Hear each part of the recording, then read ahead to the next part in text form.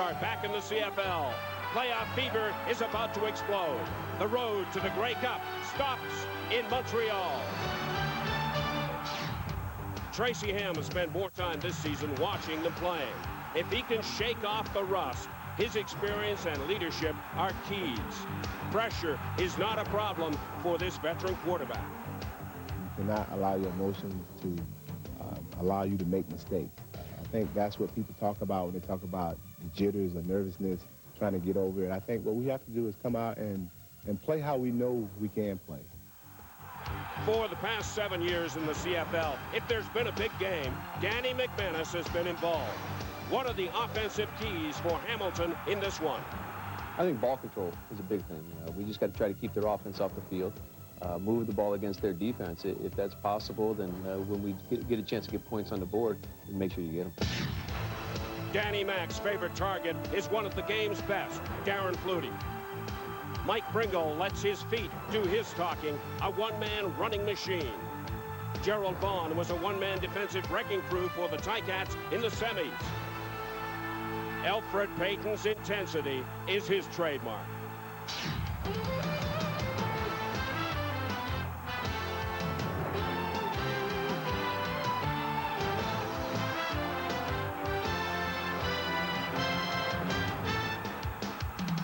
Montreal is still a hockey town, but the Alouettes have mounted a major drive for fan support. They'll get it today. Cozy little Molson Stadium is sold out. The Owls are in the CFL's Eastern Final for the 4th straight year. The team and fans still smarting from last year's dramatic loss to the Hamilton Ticats.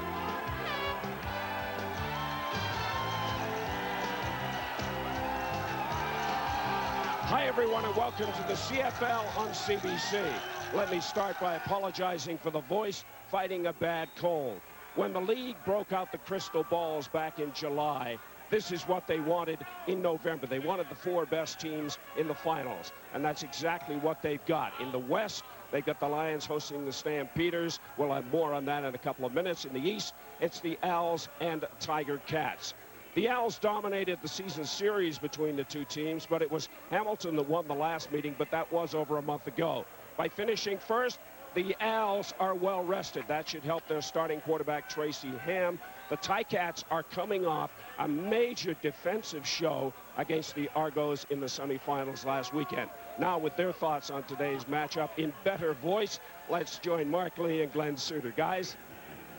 Hang in there, Steve. We've got a mug of tea and honey on its way and 3.5 hours to go.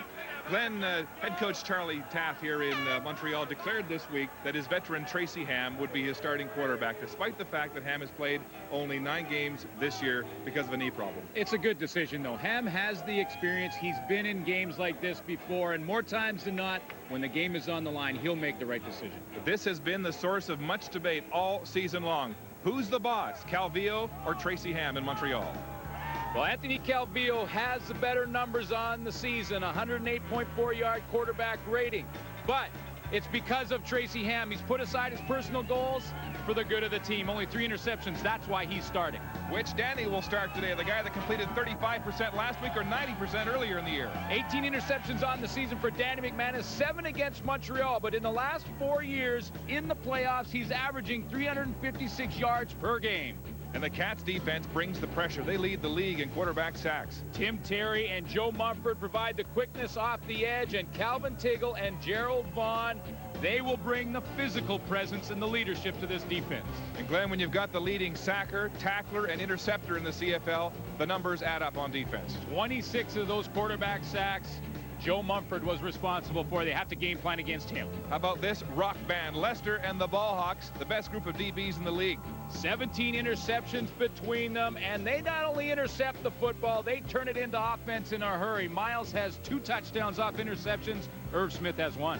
And that total leading the league, 27 interceptions, and on top, Irv Smith with a career best 7. Players are finally trying to pass at him with dire consequences. And carrying the heavy load gets Pringle and Ronald Williams. Last year in the final, Ron Williams won the battle along the ground with 99 yards and 1 touchdown. Pringle has the better numbers in the regular season. Whoever wins this battle on the ground will have the best chance of winning this afternoon. Indeed, Pringle averaging 100 yards a game. And how about this for Ronald Williams? When he runs for 100, the Ticats are 9-1. Let's go back down to Steve. Thank you, guys. One of my earliest memories of the CFL occurred right in this stadium many, many years ago. I got a chance to see one of the best pass receiving combinations in CFL history, and Sam Etcheverry passing to Prince Hal Patterson. Today, we're going to see another great combination, Danny McManus to Darren Flutie of the Ticats. Danny McManus, Hamilton's 10-year CFL veteran, led the league in passing yards and touchdown tosses, many of them to Darren Flutie. Flutie has joined forces with McManus in Vancouver, Edmonton, and Hamilton, twice winning Grey Cups. There's a bond. There's trust. I don't think it's a special little sixth sense or something like that. I think it's just a matter of we played with each other for a number of years, practiced with each other for a number of years. It's kind of we have a routine that we know what each other's going to be doing. In our cases, we played together for such a long time that when I see a certain coverage and I know how I'm going to react, I also know kind of how Danny's going to react, at least most of the time we hope so. He's just not just a great receiver, he's a great setup guy for other receivers. A lot of people just look at his stats as far as catching and what he does with the football afterwards, but if you look at what he does to help other receivers get open, he's running crossing routes to get maybe Mike open underneath, or he's running a seam route to help Andrew or Corey get open coming across the middle. It's those type of things that I can count on him more for. He's a very good quarterback, and any receiver would enjoy playing with a good quarterback. And I have total confidence in Danny and the decisions he makes, and as long as he's leading the team to win, so I'm not going to complain about how many balls he gets thrown to me or how many touchdowns I have. Their most memorable connection came in the final seconds of the '94 Western Final. Touchdown, Lions! We just called the play, and he, to get us down there, he made a great catch. And then I guess the play that got us into the end zone is just a matter of him making a read, me making a read, both of us clicking at the same time. As a receiver, all you can do is work as hard as you can and try the best you can. You're not guaranteed you're going to get the ball thrown to you. The coverage dictates whether you're going to get the ball thrown to you or not. I think we're pretty much the same. You know, if you look at both of us, we're both kind of quiet. We like doing kind of some things on our own. But I just think the biggest thing, we just like having fun on and off the field. As long as he throws me the ball, we get along fine. If he don't throw me the ball, we don't talk. So. It's almost like Chris Welby in the huddle again. I mean, it's the same thing. Two key players for the Eastern Final, the first of our playoff double on Final Sunday. Up next, a West preview. You're looking live at Molson Stadium in Montreal. The Owls hoping to cash in big time on home field advantage against the Ticats. Also looking for home field advantage today, the BC Lions, the up-and-down BC Lions against the Calgary Stampeders at BC Place Stadium. And we'll head there now and get a Western preview from our Chris Cuthbert. Chris? Steve, for the first time since 1987, the Western Final will be held at BC Place Stadium. It's the Lions and the Stampeders 3 hours from now. BC won the regular season series 3-1, Chris, largely on the strength of a two-pronged running attack. Well, the dynamic duo, Robert Drummond, Damon Allen. These guys have caused all the damage to the Calgary Stampeders. One game, 228 yards rushing. Second game, 168 yards. If Calgary has any hopes of advancing to the Grey Cup, they must stop this duo. Robert Drummond had his best game of the year against Calgary, 159 yards rushing, and he told his teammates yesterday, give me the ball and I'll get the job done. I always want to play within a team concept, and I always want to play within a team attitude as the way we have to win. But deep in my heart, just the way I feel and all the anger and rage I have bottled inside me, I don't care if they give me the ball. I want the ball 50 times. Chris, the Calgary Stampeders also put an emphasis on their running game, but it changes for the Western Final. Well, they lose Mr. Everything, Calvin Anderson, but they say, you know what, don't fret.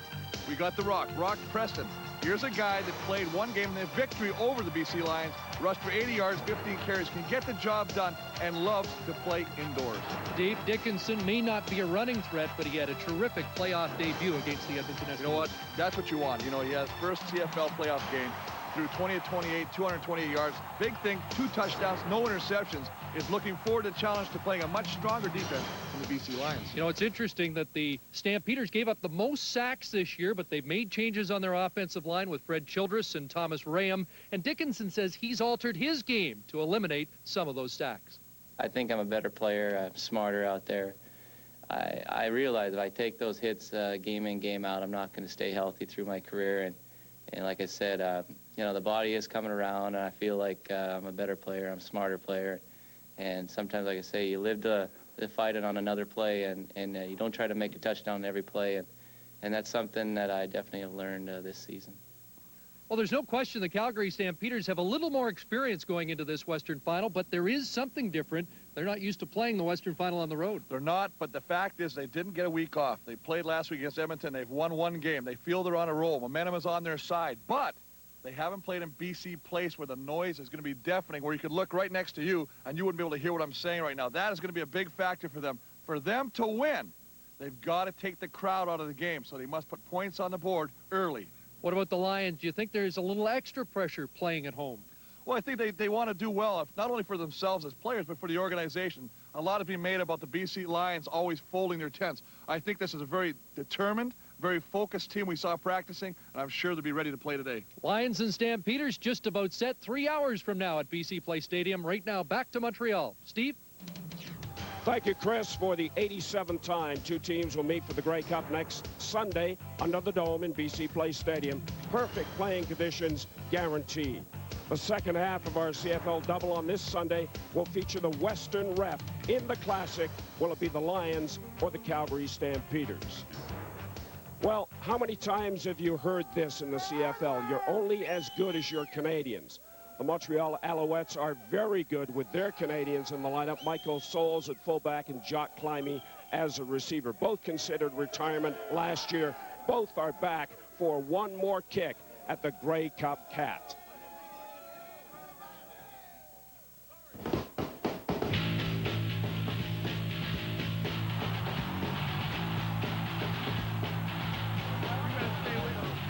I know this is my last year, and I came back with 1 goal and 1 goal alone, and that was to win the Grey Cup in my place of birth. At this point, I am devoting every bit of energy I have into achieving that goal, because it's the one thing that I have yet to achieve that I feel that is within my reach.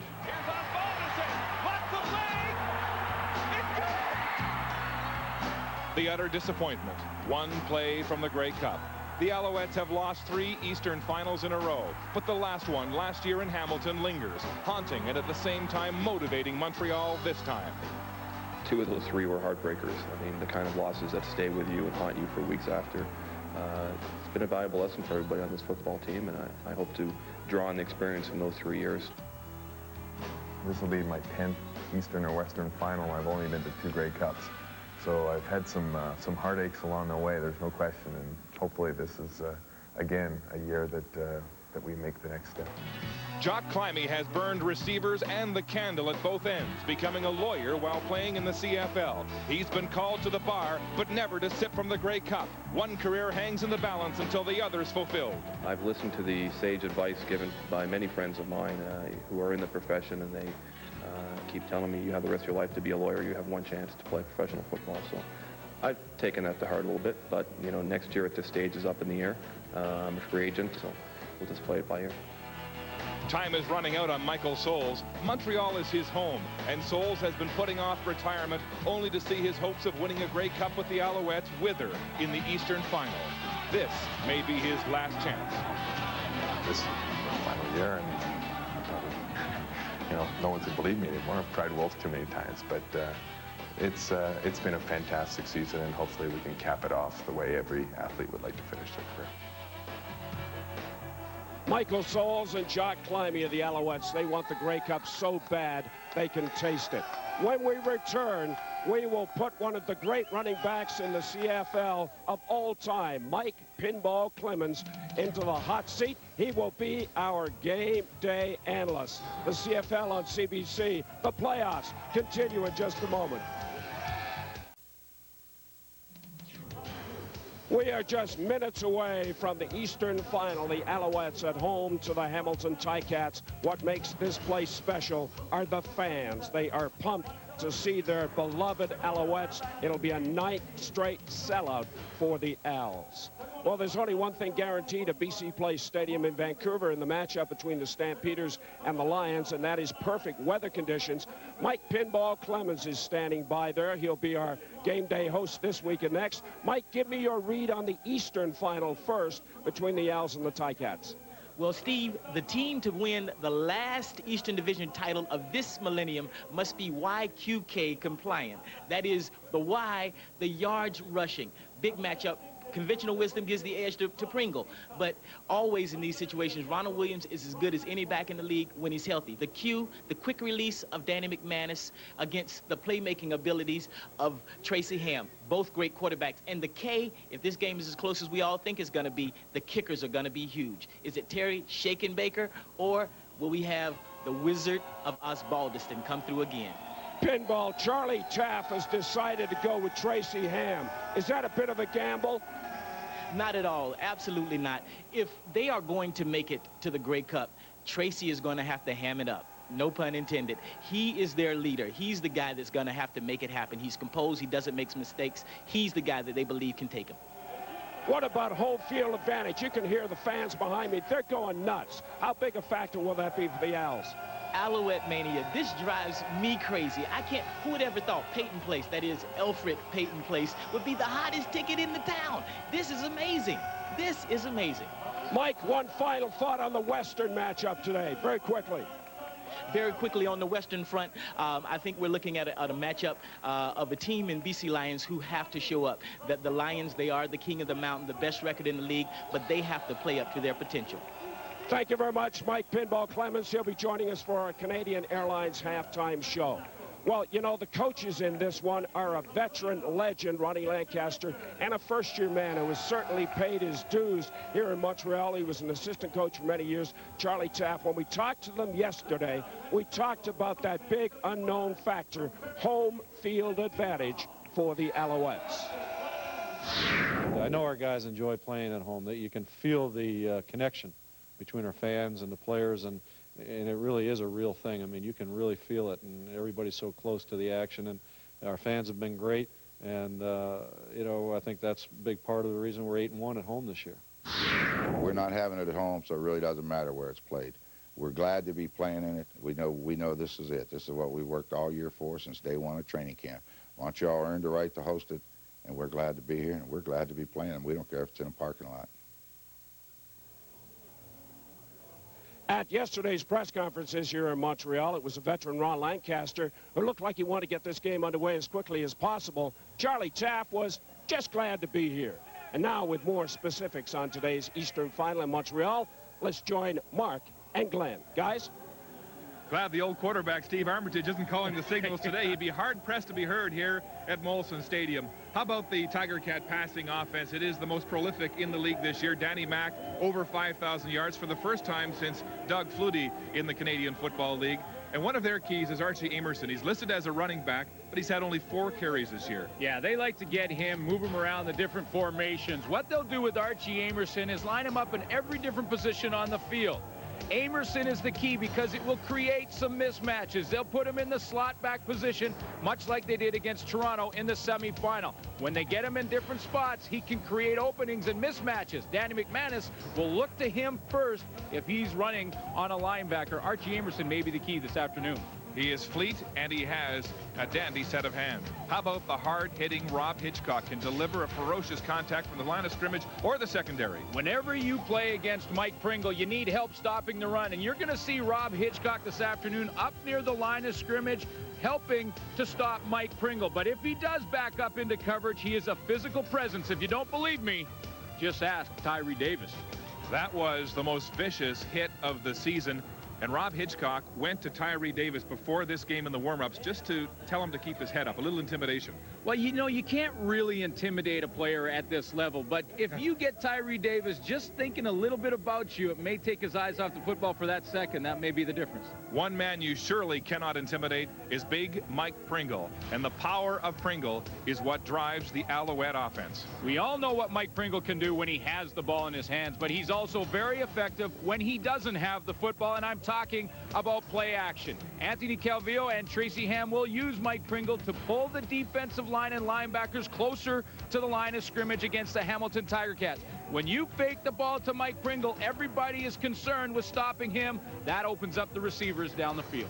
And so play action could be a factor. How about the miles of talent of Baron Miles? He scored 3 touchdowns on defense this year. Baron Miles has the great athletic ability. In fact, this whole secondary is led by Baron Miles. They can play zone defense, and when the football's in the air, they can close in a hurry. Baron Miles could make them pay if they take too long to throw that ball out there. No kidding. Lying in waiting in the weeds. It should be one of the many interesting confrontations here today. The Ball Hawks of Montreal and the big passing arm of Danny McManus. No question about it. This is going to be an interesting matchup. Strength against strength across the board. Should be a dandy. Back downstairs, and here's Steve Armitage.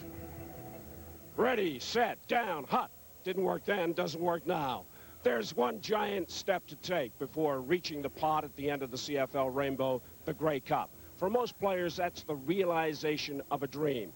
Emotions will run pretty high between now and Sunday. They certainly did in the semifinals.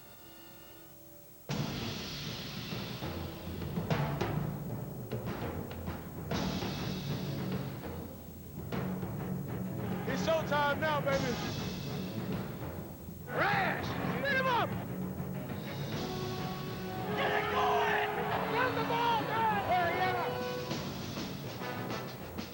Catch feet! Fast, fast, fast! It's down!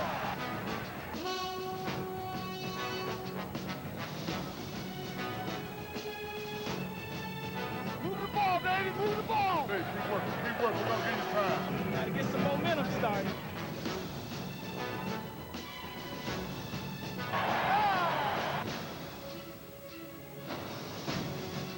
Playing like champions. We in our championship mode.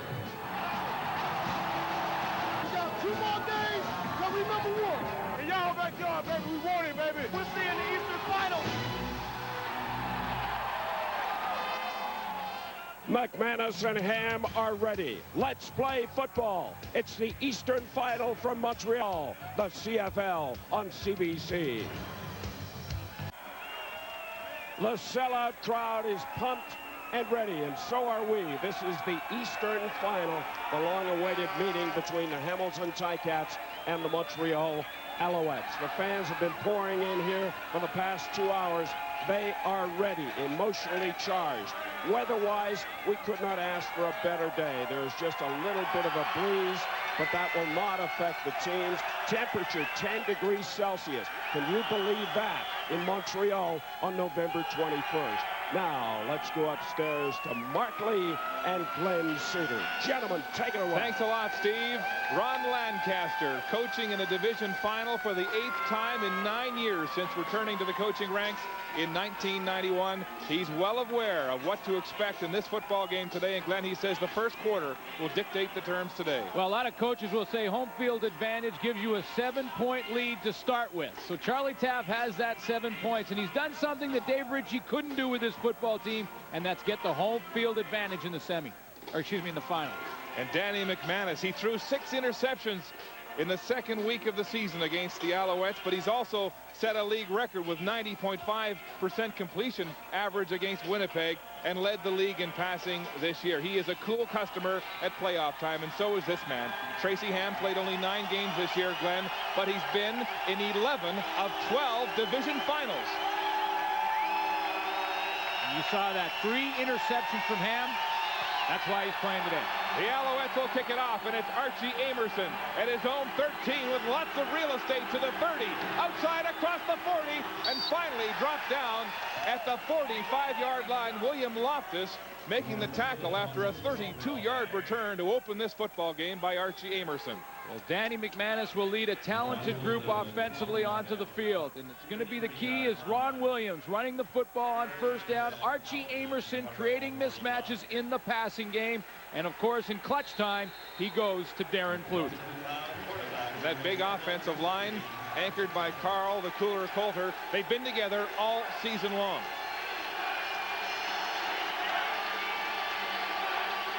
First down, Tiger Cats at their own 45-yard line.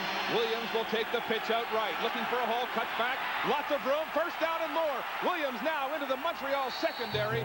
A huge opening run by Ronald Williams. This is exactly what Danny McManus wanted to do to start, to set the tone offensively, because it does two things for your offense. Number one, you get the good yardage on first down with the running game. Number two, it allows your offensive line to tee off to start the game on the defensive line. It creates a physical presence early. Ticats are 9-1. Well, Williams goes over 100 yards in a game, 2-6 when he doesn't. Here he is again. The big back Williams finally hit by Lester Smith, the safety, filling on the play. The gain will be about 5. And there's the defensive line with a couple of rookies in the interior, Richards and Filion, but they're very quick. The linebackers are solid with Rashad Giddings at middle linebacker, Gravely and Reed on the outside, and the Ballhawks leading the league with 27 interceptions this season. Second down and about 4. Tiger Cats on their first drive. Pitch out left this time to Williams. They sniff it out, and he gang tackled for a loss. Swift Birch the first to get his hands on Ronald Williams.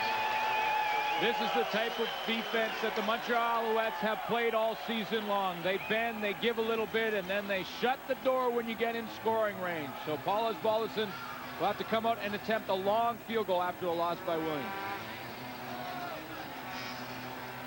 Swift Birch, who went out at midseason with a knee injury, has come back fit and healthy at the outside defensive end position for Montreal. Had 5 sacks in 13 games. When you're playing opposite of Alfred Payton, you don't get a lot of press. Osbaldiston will attempt a 47-yard field goal. He'll have a slight wind at his back. His longest this year is 55. First mistake by the Hamilton Tiger Cats. They had too many men on the field.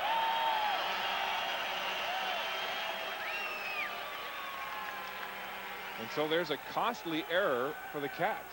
Emotions run high in a game like this, and it's important for both teams to keep focused on the job at hand and not let the emotions take advantage of them, because if you're not concentrating, you miss an assignment, not on the field or on the field when you shouldn't be, it can cost your team.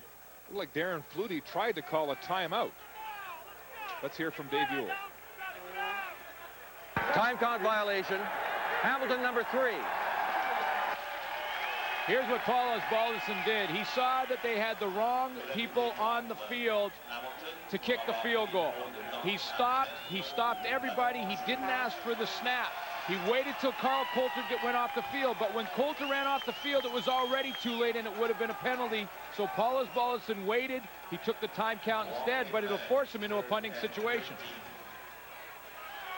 3rd and 13, and now Osbaldiston is back across center field, standing at his own 51. So a field goal taken away by that time count violation. It's an interesting decision to punt because it's a long field goal, but it's in his range.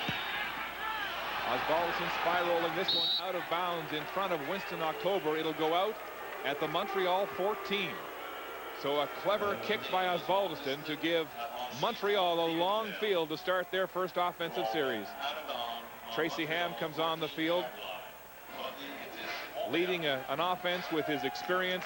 Charlie Taft saying when they look into his eyes in the huddle, they'll see a man with leadership and calm, especially in the tense game like this. And Jock Climby, 10 years in the CFL, leading this receiving corps, still looking for his first Grey Cup.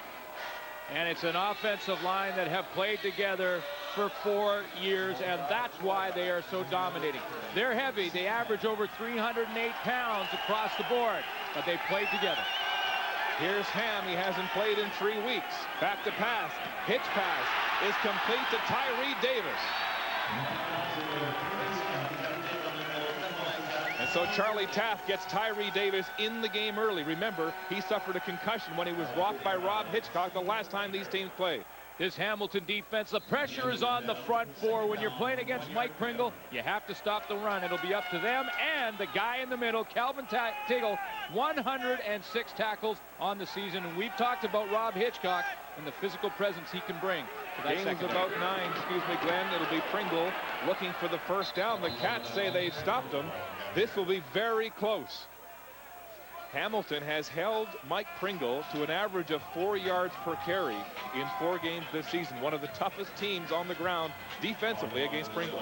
Well, this will be the great matchup. It really is strength against strength when you think of Mike Pringle running against Calvin Tiggle. This is what the Hamilton defense will want to do up front. They want to take the pressure off Tiggle so that no one of those offensive line can block Tiggle. That will leave him free to go one-on-one with Mike Pringle, and you can see how close it is. I believe they're going to say it's about an inch.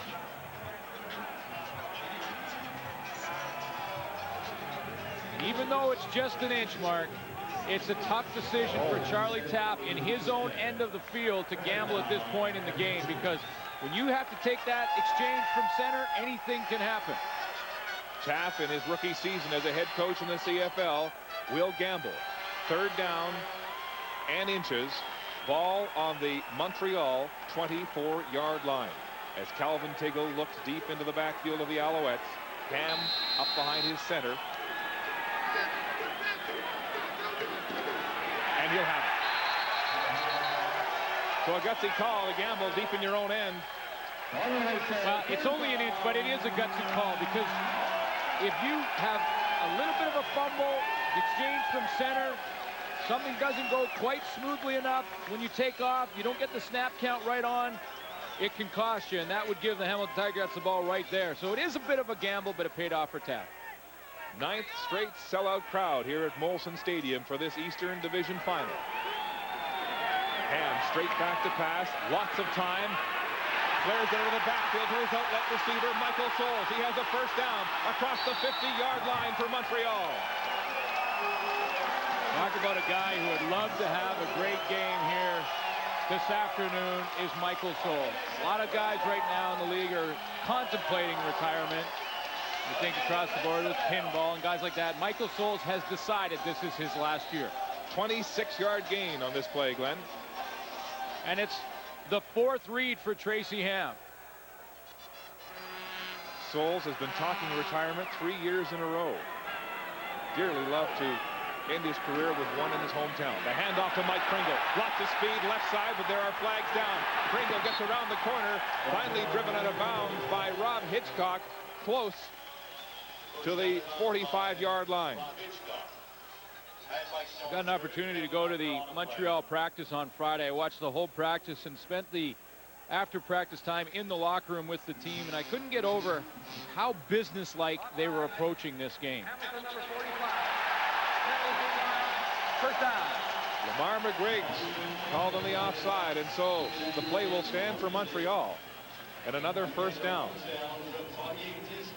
It's the Hamilton 47-yard line. Lancaster, as we mentioned off the top, thinks the first quarter will dictate the outcome here. Nobody wants to play catch-up in a game of this magnitude. Here's Ham, back to pass, across the middle, right in the arms of Alfonso Browning, and he dropped it. The rookie out of Kentucky. Maybe some nerves in his first pass of the game. Exactly what it is. It's nerves. He looked up the field before he had secured the football into his stomach. The ball was right on the money from Tracy Ham, but that's a little bit of nerves. You know the guys will be nervous until they get out there and get that first hit. Knowing Tracy Ham, he'll go right back to Alfonso Browning. Ham saying that he has faith in all 4 of his receivers. He calls them his blue-collar receiving corps in a 2nd and long, 2nd and 10 situation. Ham stays in the pocket, across the middle.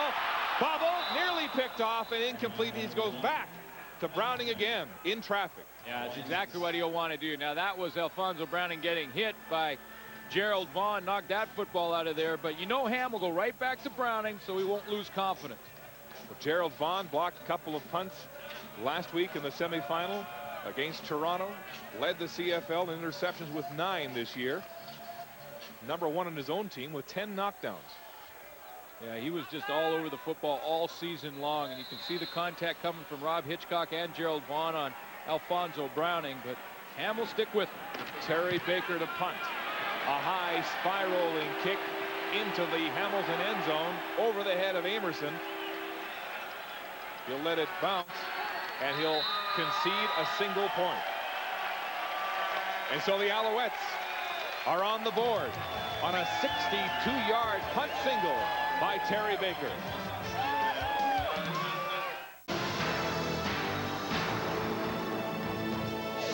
The CFL on CBC. Brought to you by Dodge, proud automotive sponsor of the CFL.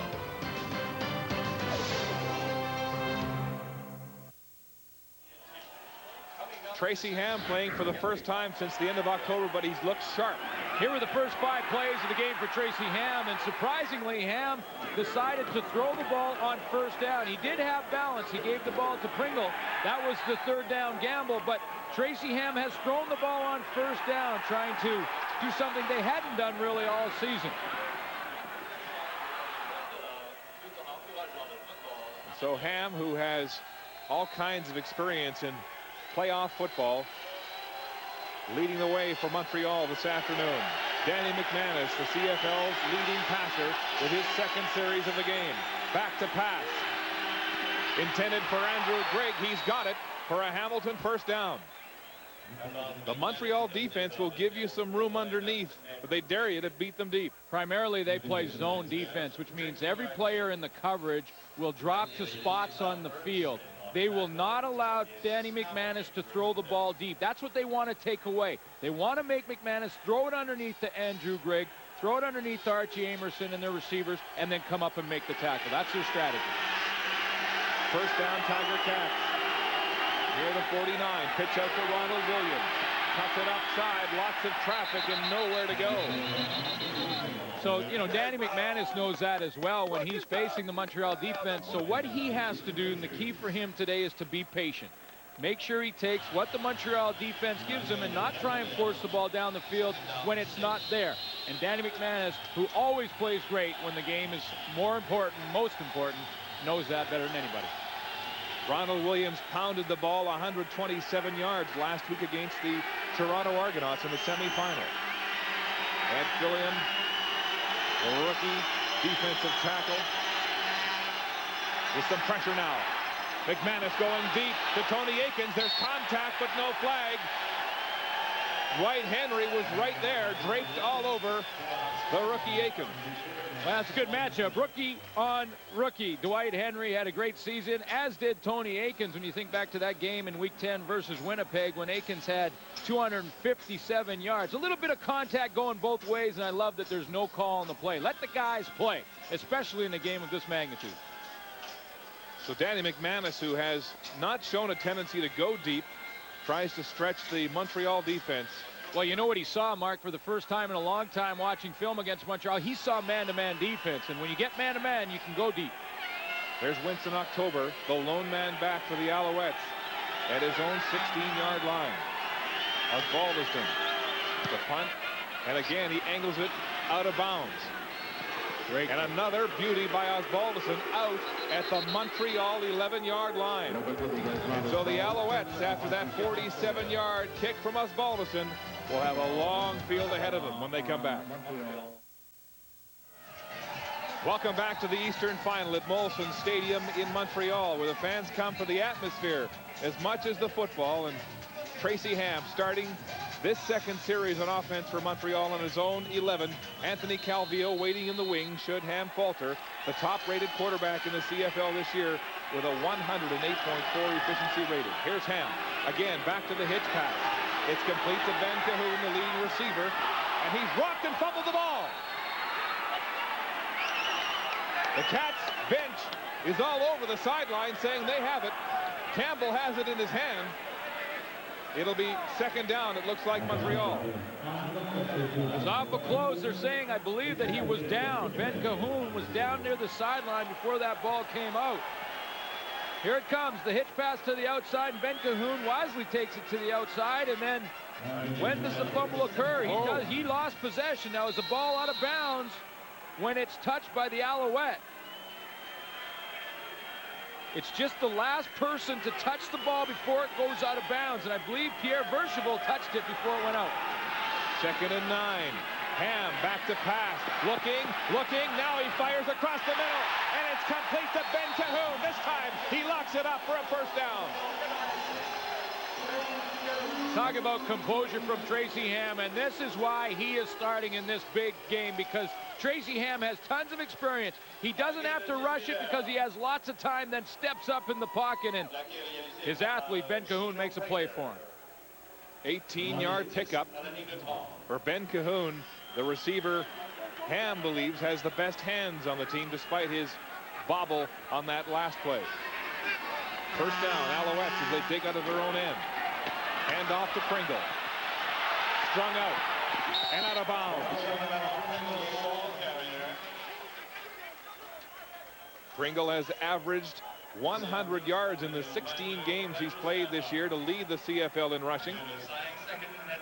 Well, that tells the story right there. In the 6 wins, 163-yard average for Pringle, and in the losses, it drops to 62. No question about it. You give the ball to Mike Pringle, he gets over 100 yards, you win the football game. And the Tiger Cats have been rock solid against the run this year, especially against Mike Pringle. A 4-yard per carry gain for him. Another hitch pass to Thomas Haskins. Haskins very close to a first down. Mike Campbell, the defensive tackle, brings him down shy of the 40-yard line. Boy, are they happy to have Thomas Haskins in the lineup.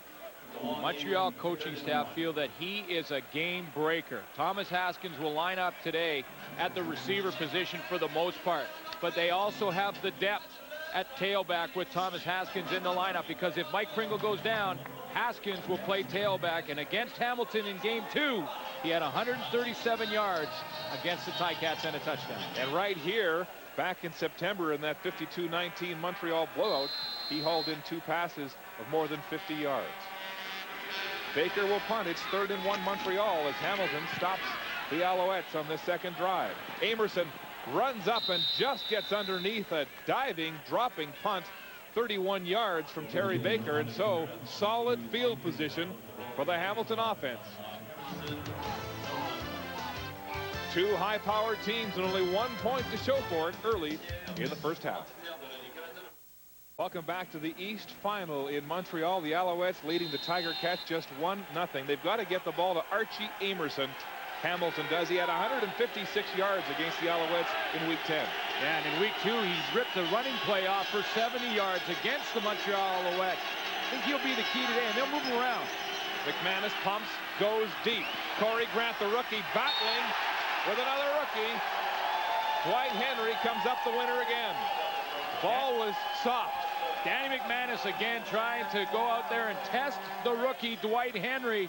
That's the 2nd time he's gone deep on Henry. Both times Henry has been there to knock the ball around. Very close that time that Henry may have got a pass interference call with that left hand around the back of Corey Grant. No flag. McManus has a slight wind behind him, but that ball was slightly underthrown. Grant had a step. So it's a 2nd and long situation. McManus in the shotgun. Across the middle, it's complete to Mike Morreale, and a first down across center field. Well, this is Danny McManus at his best, because there wasn't very much room for him to get that football in, but he has a lot of faith in the arm strength, a lot of faith in that quick release. So when McManus sees you only have to be open for a minute, and Morreale opens up for just that second, the ball is right there on the spot. 16-yard gain. The Alouette defenders promising to be more physical with the Hamilton receivers in this game, thinking they can intimidate and jar them in those crossing patterns, but not on that one to Morreale. Handoff. Off tackle, Williams, nowhere to go. Stephen Reed, one of the first men to make contact. As they turn back, big Ronald Williams. Stephen Reed was just filling a hole. It looked like they were going to blitz on first down, but it's not a blitz. because they feel Hamilton is going to pass. It's a blitz to stop the run. They want to control Ron Williams on first down, so you'll see the linebackers creeping up to the line of scrimmage more often. Stephon Reed makes the play there. What he's got to be careful of is that Danny McManus doesn't pull it down and throw it behind him. Losses 2, 2nd and 12. And the play is blown down. It looks like a time count violation against the Tiger Cats, the second one of the game. So little mistakes costing the Tiger Cats. Well, a couple now. You think they may have taken 3 points off the board when they had too many men in a field goal formation, and now have really put themselves in a bind in 2nd and long because of a time count violation. That's the second time they've had a time count. And again, it's probably nerves, even though they're veterans. First quarter is awful tough to get through. 2nd and 17 for McManus and the Hamilton offense. Their own 51. McManus pressured, throws it outside for Grant over his head. And so the vaunted passing attack of the Tiger Cats firing some blanks here in the first quarter. Well, you know the defensive line for the Montreal Alouettes on second and a whole bunch are going to get after it. Jason Richards puts the hit on Danny McManus. McManus threw it to the outside where only Corey Grant can catch it. If Corey Grant goes up and makes an unbelievable play, they get the first down. Glenn, it looked on that play that they broke his rhythm. He had to hold the ball for a little bit, and then he was rocked as he let it go. McManus has only been sacked 7 times in the regular season, but 4 of them were against Montreal. He's a timing passer. Here's Osbaldiston again angling the ball, trying to get it away from Winston October. It bounces over his head. Back to the 10-yard line of Montreal. October can't get away. Tommy Henry, the veteran, first man down on special teams. A 48-yard punt by Osbaldiston and a loss of 1 on the return. Welcome back to Montreal. A flag on the play, and it looks like it's coming back against Hamilton, which might help out Montreal because they've had dreadful field position to start their drive. Well, absolutely. If this is against the Hamilton Tiger Cats. Major foul, face mask, Hamilton number 15. 3rd down repeated. Joe Higgins, yes, called for the face mask, and another bad penalty. Yeah, and that's the 3rd mistake for the Hamilton Tiger Cats, and now it's a huge difference in field position because they had the Montreal Alouettes pinned way back in their end of the field, and now by the time they get it back in this exchange, they're probably going to lose up to 30, maybe 40 yards in field position because of 1 penalty. Well, Glenn, it's 3rd and 32. Yeah, there's no place for that except punt. Winston October is deep, along with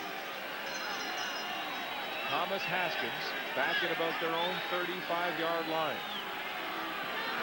The other thing is the Hamilton punt team have covered a punt. They're tired right now. Osbaldiston kicks it high, but there are flags down on the play. Haskins trying to return it and is dragged down by Ronald Williams. There are flags down, and the Alouettes might have too many men on the field. Well, they're taking turns now. And another flag down by the Tiger Cat bench as tempers begin to flare. There had been some trash talk in the newspaper all week, and Chris Schelling is upset. There's no question these 2 teams do not like each other. Well, they were using the media as the messenger throughout the week, complaining about holding and face masking and so forth. Too many men, Montreal. Unnecessary roughness against the Hamilton Tiger Cats. We'll have to sort out exactly who will have the option depending on which penalty was first.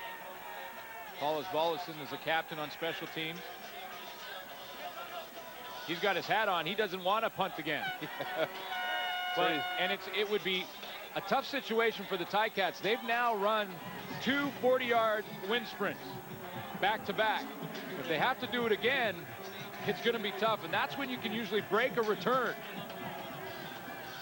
depending on how long it takes them to sort out the penalty. They're getting their win back right now. It's Tracy Ham telling Schelling to calm down.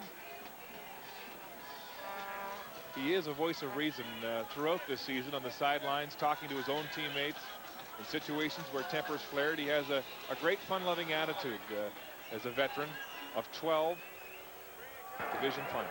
Too many men, Montreal. Penalties declined. Major foul, unnecessary roughness. Hamilton, first down. Well, there you go. So what'll happen is Montreal gets the field position. They won't have to punt again on the unnecessary roughness penalty that came after the fact. And so all of those Ticat penalties give Montreal their best field position of the opening quarter. It'll be first down at the 40. Previous two, they started at their own 11 and their own 14-yard line. Scholes motioning left. Handoff Pringle following the block. And a big collision with Chris Schelling at the 45. Chris Schelling got fired up. He was the guy over there involved in the unnecessary roughness. And boy, did he ever shoot the gap and hit Pringle in the hole. And that's saying something, because Mike Pringle is a load. We all know that. He cuts back against the grain. He's got his shoulders low, and Schelling hits him right in the mouth. Looked like Pringle lost his footing as he made the plant to cut back against the grain, but he got about 5 yards on the play. Second down. Flair pass to Pringle again, heading for the first down marker. He won't get there. Driven out of bounds by Joe Higgins with some support from Calvin Tiggle. It'll be third down and about a yard shy. The Hamilton defense right now are showing blitz and then dropping out of it. They're trying to confuse Tracy Ham with some different looks. Calvin Tiggle a couple of times now has snuck up into the line of scrimmage and then dropped out of there, as has Joe Higgins. Higgins has the great quickness from the linebacker position. He can show blitz and still have the great athletic ability and time to get out of there and get to his drop and in his zone. And he did that play and hit Mike Pringle out of bounds, forced him to punt. That's a second down situation in which Pringle has been stopped shy of the first down marker. Baker to punt. It's a high spiral, but it's not deep. Aikens has it for Hamilton. Flags are down. And there may have been a few Montreal players inside the 5-yard restraining zone for no yards. A 3-yard return on a 36-yard punt. Well, now the Hamilton Tiger Cats, what they have to do is just calm down and settle down and run their offense. No yards. Montreal 87.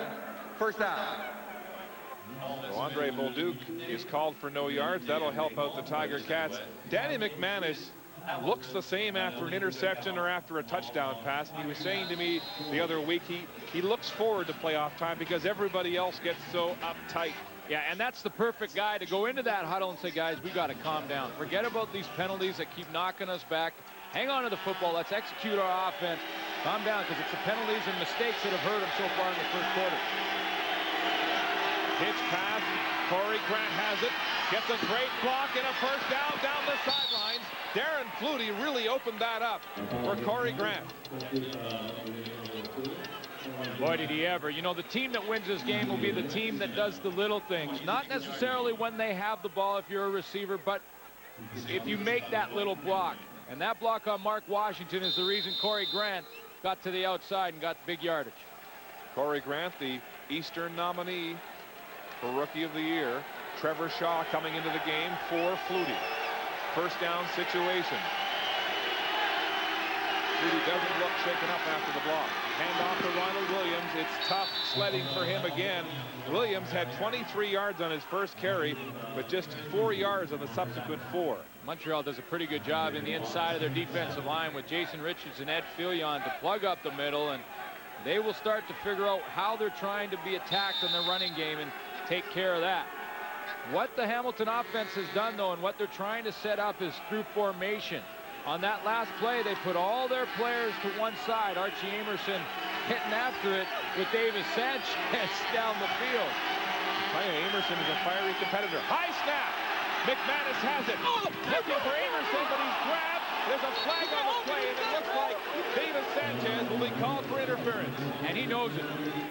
Davis Sanchez knows it. He had his hand on Archie Amerson's back. And I believe he even grabbed some ply. Amerson was in first down territory. Yeah, he grabbed a little cloth. You see how Emerson's shoulder got pulled around? That's because Davis Sanchez had his hands on the back of his jersey. Sanchez is the extra defensive back in the Montreal scheme. He'll be in charge of going over and covering Archie Emerson, especially on sure passing downs, which that was. Sanchez doesn't seem too upset about that call. It happens. Didn't get away with that one, that's all. Tiger Cats first down at the Montreal 32. McManus pumps across the middle. It's complete to Morreale. Drops the ball, but did the whistle go? The whistle had been blown. He was in the grass. Very close to a Hamilton first down, and the capacity crowd at Molson Stadium doesn't like the call. Charlie Taft wondering as well. And it's a first down and a deep threat for Hamilton.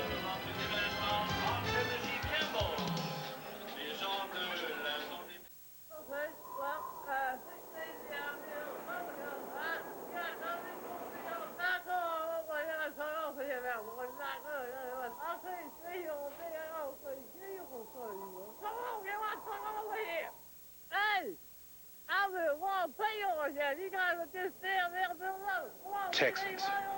Yeah. They fall for it every time.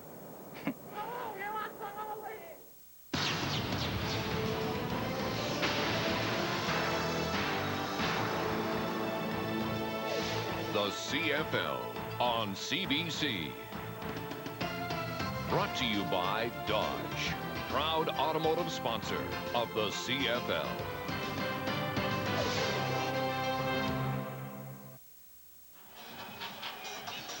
Mike Morreale with his second catch of the game and a Hamilton first down, but Glenn, he may have benefited from an early whistle. Let's listen.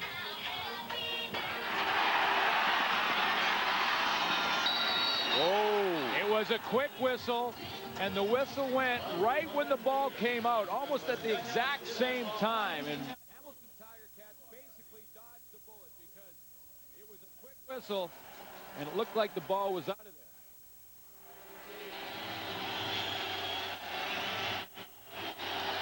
So perhaps Montreal has a point. Jobs on a quick whistle. First down, Hamilton. They've got an extra lineman in the backfield with the handoff. Through to the secondary. And very close to another first down. Take another look at that fumble, Glenn. It's a key play. It wasn't a fumble. A key play in the game because Mike Morreale is still up right now. The ball is out, and that's right when the whistle went. So the whistle, first of all, was blown too soon because you're allowed to hold the guy up. Mike Morreale was not down when that whistle went. Now, the timing of the whistle and when the ball was pulled out of there were almost simultaneous. Second and inches, and Hamilton has its jumbo offense in.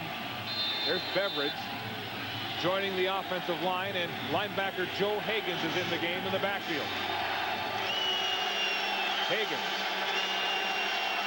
and Williams. Right side, Williams.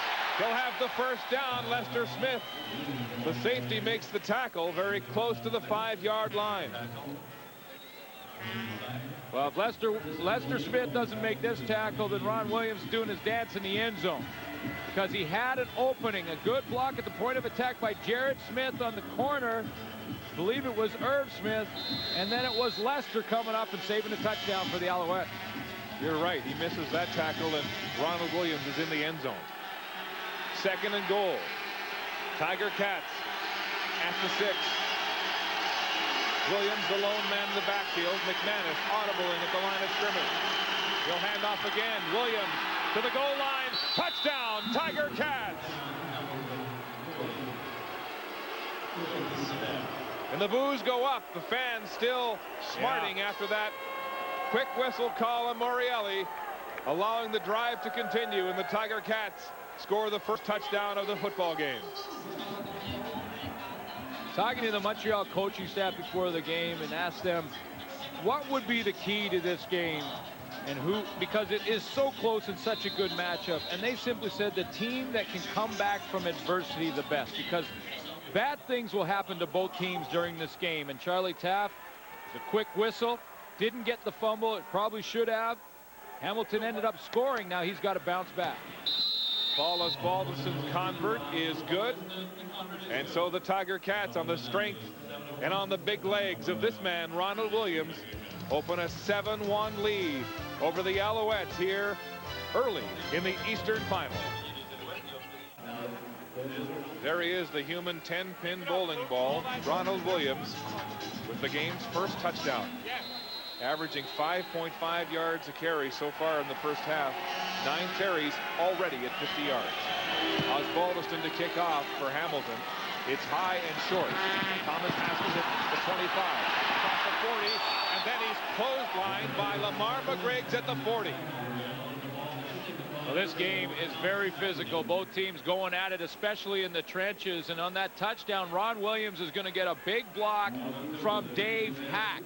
Right at the point of attack. Right there is the big block. It's Dave Hack against Alfred Payton, the matchup that we will watch throughout this afternoon. And wow, Payton was on roller skates all the way back into the end zone. Totally manhandled Payton, and his roommate, Cody Ledbetter, Dave Hack's roommate, said he's been Jimmy, the alter ego, for the last couple of days, undergoing his personality change a couple of days early. He gets jacked up. Here's Pringle through the middle of the Hamilton defense in a big gain, close to a first down. And the reason it was a big gain is because Calvin Tiggle got blocked. And right now, this is what Hamilton wants to do. Hamilton want to keep any of the offensive line from Montreal off Calvin Tiggle. That time, Tiggle got caught up in the mix and got blocked. Yeah, turned around. Had his back to the ball carrier on that play. The Hamilton defensive line tries to clog up that middle to keep Tiggle free. A hard hit at the 50-yard line on that 2nd and 1 situation. Pierre Vercheval pulled that time, and he was trying to get to Tiggle, but Tiggle's quickness got him to the hole before Vercheval could get there. Obviously, the game plan. Look at Vercheval, number 59. See him go by Tiggle? Tiggle's quickness beat the block. But the game plan for Montreal offensively is to get one of their guards on number 73, either Pierre Vercheval or Brian Chew. That time he missed it. Gain was 2 and a first down for Montreal. Play action now. Here's Ham looking deep. Pressure now. He'll run for the first time. He'll have a first down and more. Ham is loose at the 40. And then he slides to the 35. Looked like he lost his footing, but Rob Hitchcock was waiting for him. Yeah, he went down. He slanted. That's a smart decision by Tracy Ham. You're going to see Tracy Ham run the football more in this game than he has all season because it's important that he does. Tracy Ham will take off. You think back to 1995 when he was leading the Baltimore Stallions in Regina against the Calgary Stampeders in the Grey Cup game. He was the reason they won, and it was his running ability that won that game for him. Big 23-yard carry for Tracy Ham and a Montreal first down. Back to pass. Ham across the middle, looking for Ben Cahoon. He's complaining that there was interference from Calvin Tiggle, and a late flag in the secondary goes down. Well, the umpire turned around and looked at him, Ian Bain, but didn't throw the flag. It was the back judge, I believe, that threw the Forward flag. pass interference. Hamilton, number 73. First down. And so after the quick whistle that kept the Morreale-Hamilton drive alive, a break here for the Alouettes, and that was clearly interference. No question about it. Calvin Tiggle grabbed Ben Cahoon coming across the middle, turned him around. A good call by the official. CFL's leading tackler, Calvin Tiggle, 106 tackles on the season. Ham handing off to Pringle, right into the funnel in that middle of the Hamilton defense, and Tim Terry has the tackle. Tiger Cats trying to break up the Montreal offensive line and take away Pringle's lane. Yeah, and that's the job of Tim Terry. But you saw Tim Terry there go down and get involved in the running game against Mike Pringle. What he's got to be careful of, and what Tracy Ham will be watching for, is if he continues to cheat down there, Tracy Ham will pull the ball and get to the corner. Thomas Haskins is in. 5 receivers set for Montreal. 2nd and long. Ham pumps. Another look, rolling right. He can run if he wants. He will. but he won't get to the first down marker as Joe Montfort was right there and jumped on him. Thomas Haskins was running a pattern down the field, and Haskins couldn't decide whether or not to turn and block for Ham or to try and open up and create a target for Ham. Another third down situation, 3rd and 1. I think they're going to go. Tracy Ham gets the outside. He was going to throw to Thomas Haskins. Had Haskins turned around and tried to get a block, he may have got the first down. Haskins comes back out. Michael Souls is in at fullback for the Alouettes, and he tries to calm down the crowd as Tapp looks on in this 3rd down gamble. And it is a yard. I mean, this is a yard. Ham hands off to Pringle. Tries to turn the corner. I don't think so. Rob Hitchcock and Chris Schelling filling quickly and stringing out that running play by Pringle. He got a very liberal spot, and they are going to take a look at it. They're going to measure it. Boy, did they ever get a good spot. The Hamilton defense turned Pringle's shoulders to the sideline, but they got a very, very generous spot. With this spot, they'll get it by half the length of the football. A generous spot for the Alouettes and a first down on what looked like a precarious 3rd down gamble.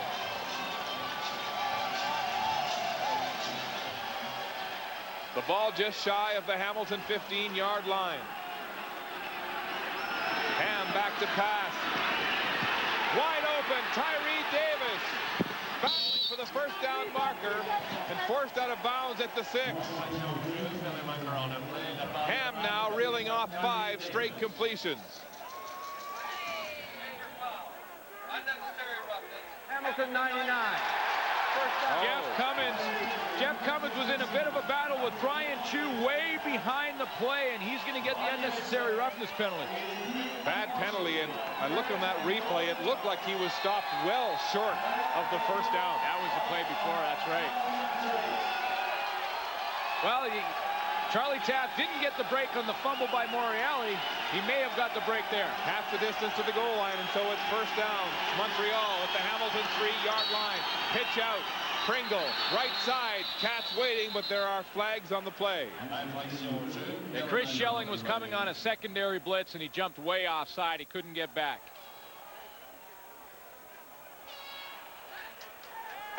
Offside. Hamilton number 30. Still first down. Right you are, Glenn. And so they move it half the distance again. This time, a yard and a half from the goal line. Ron Lancaster wanted to bring some pressure down the goal line. Here he is, number 30. See him jumping. He's trying to time it on the snap count. Tracy Ham, the veteran, staggers his snap count and drew Chris Schelling offside. High formation, Souls and Pringle in the backfield. First down and goal. Hand off to Pringle, crashing at the goal line. Touchdown.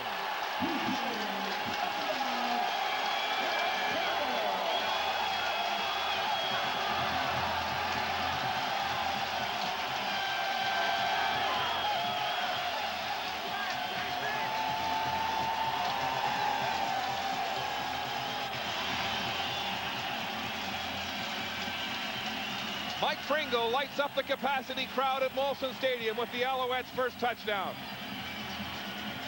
And what a collision. He was not going to be denied from that far out. The point after from Terry Baker is good. And the Alouettes go in front as Mike Pringle carries the mail and into the end zone. Mike Pringle up on his feet on the Alouette bench talking to his offensive lineman. What a collision for that touchdown. Two hard-nosed football players going head-to-head.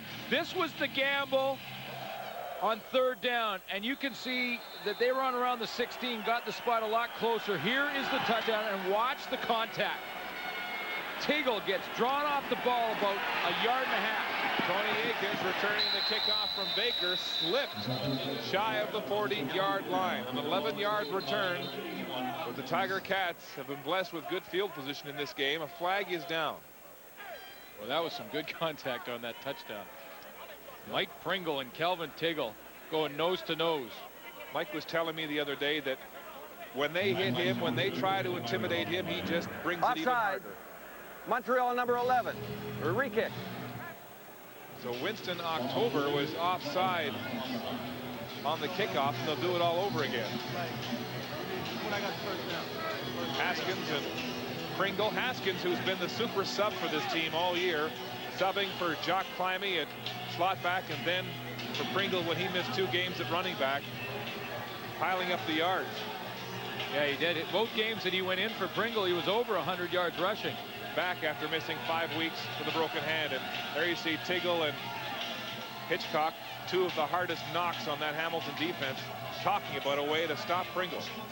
Strength down the middle, and the Hamilton defense have strength down the middle with Tiggle at the linebacker, Rob Hitchcock at the free safety position.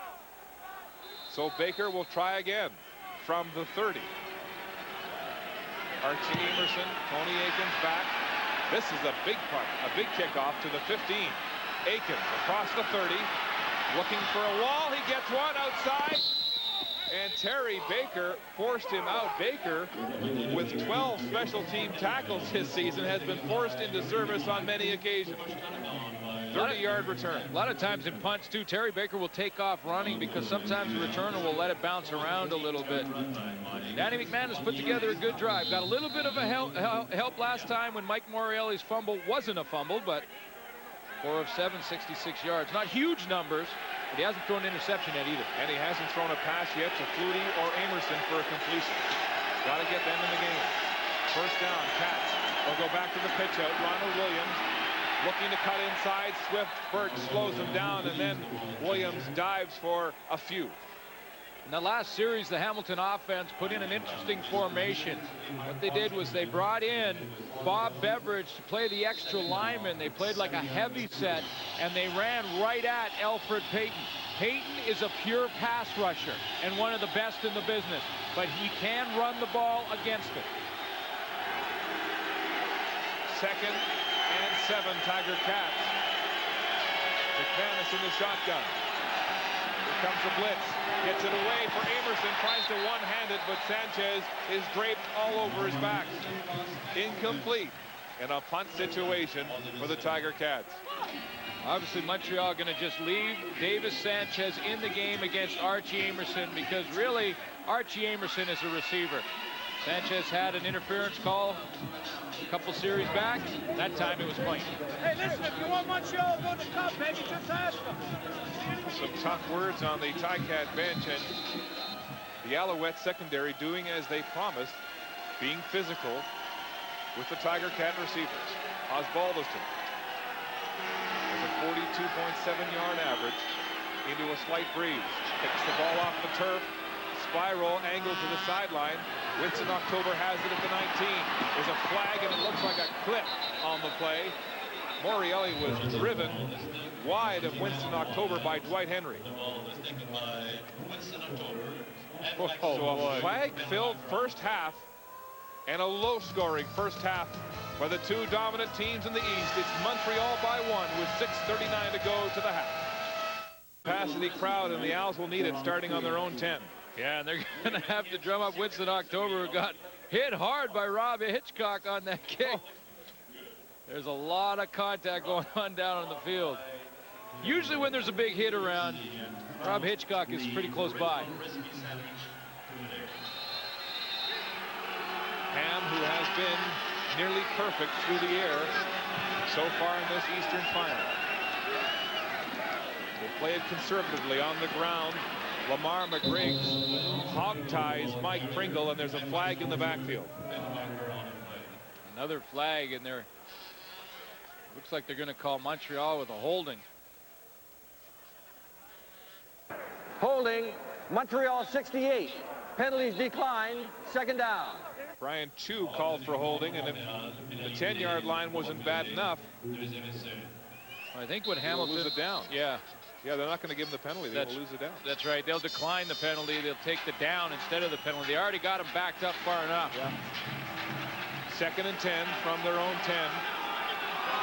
5 receivers set for the Alouettes. Ham with time down the middle. Browning had it and dropped it. That's the second one he's had in his hands and dropped it. He dropped 2 clean ones that he should have caught. That was one of them, and he had one knocked out of his hands by Rob Hitchcock and Gerald Vaughn earlier in the game. And this is another one. It's a little bit behind him, but Tracy Ham had to throw it in that hole. That was the only spot to put it, and Alfonso Browning should have come up with the catch. And so some rookie nerves for Alfonso Browning, and he's talking to himself as he heads to the bench. Terry Baker now will have to punt from his own goal line. Gets it away. Deep across center field. Tony Aikens has it. He can't get much further as Hency Charles is down right away and brings him down at center field. But good field position for the Tiger Cats. First down, Tiger Cats at center field. Ronald Williams off tackle left, and it was crowded running. Mark, we got to take another look at a special teams play Hency Charles makes on that last punt from Terry Baker. He's going to lead the coverage team down the field for Montreal, and he really does a nice job at the end of it with a big hit, gets to the outside and makes the tackle. Special teams where all the contact happens. Get them fucking guys out. Charles swift downfield, and during that replay, flags were dropped at center field. More pushing and shoving, and Dave Hack looked to be involved. Major foul. Montreal 24. Unnecessary roughness. Major foul. Hamilton 90. Unnecessary roughness. Still second down. Well, those are penalties that are always after the fact, and those are the penalties that'll lose you a football game in a hurry. Well, Dave Hack was in the middle of the pushing and shoving there. Didn't get called for a penalty, but he has a reputation. Joining the feud. Second down and 6. Tiger Cats. McManus going deep. Corey Grant's open. Can't get it. Or rather, Amerson. The ball coming right down into his hands. And great coverage on the play by David Sanchez. David Sanchez did not quit on the play because Archie Amerson was open. We talked about this matchup, and this is what Danny McManus wanted to look to, and see how Amerson has about 2 yards? Well, watch Sanchez. He doesn't quit and goes for the strip and gets it. Amerson doesn't have the ball long enough to keep possession, and it's ruled incomplete pass. That's just not giving up on the play for Davis Sanchez.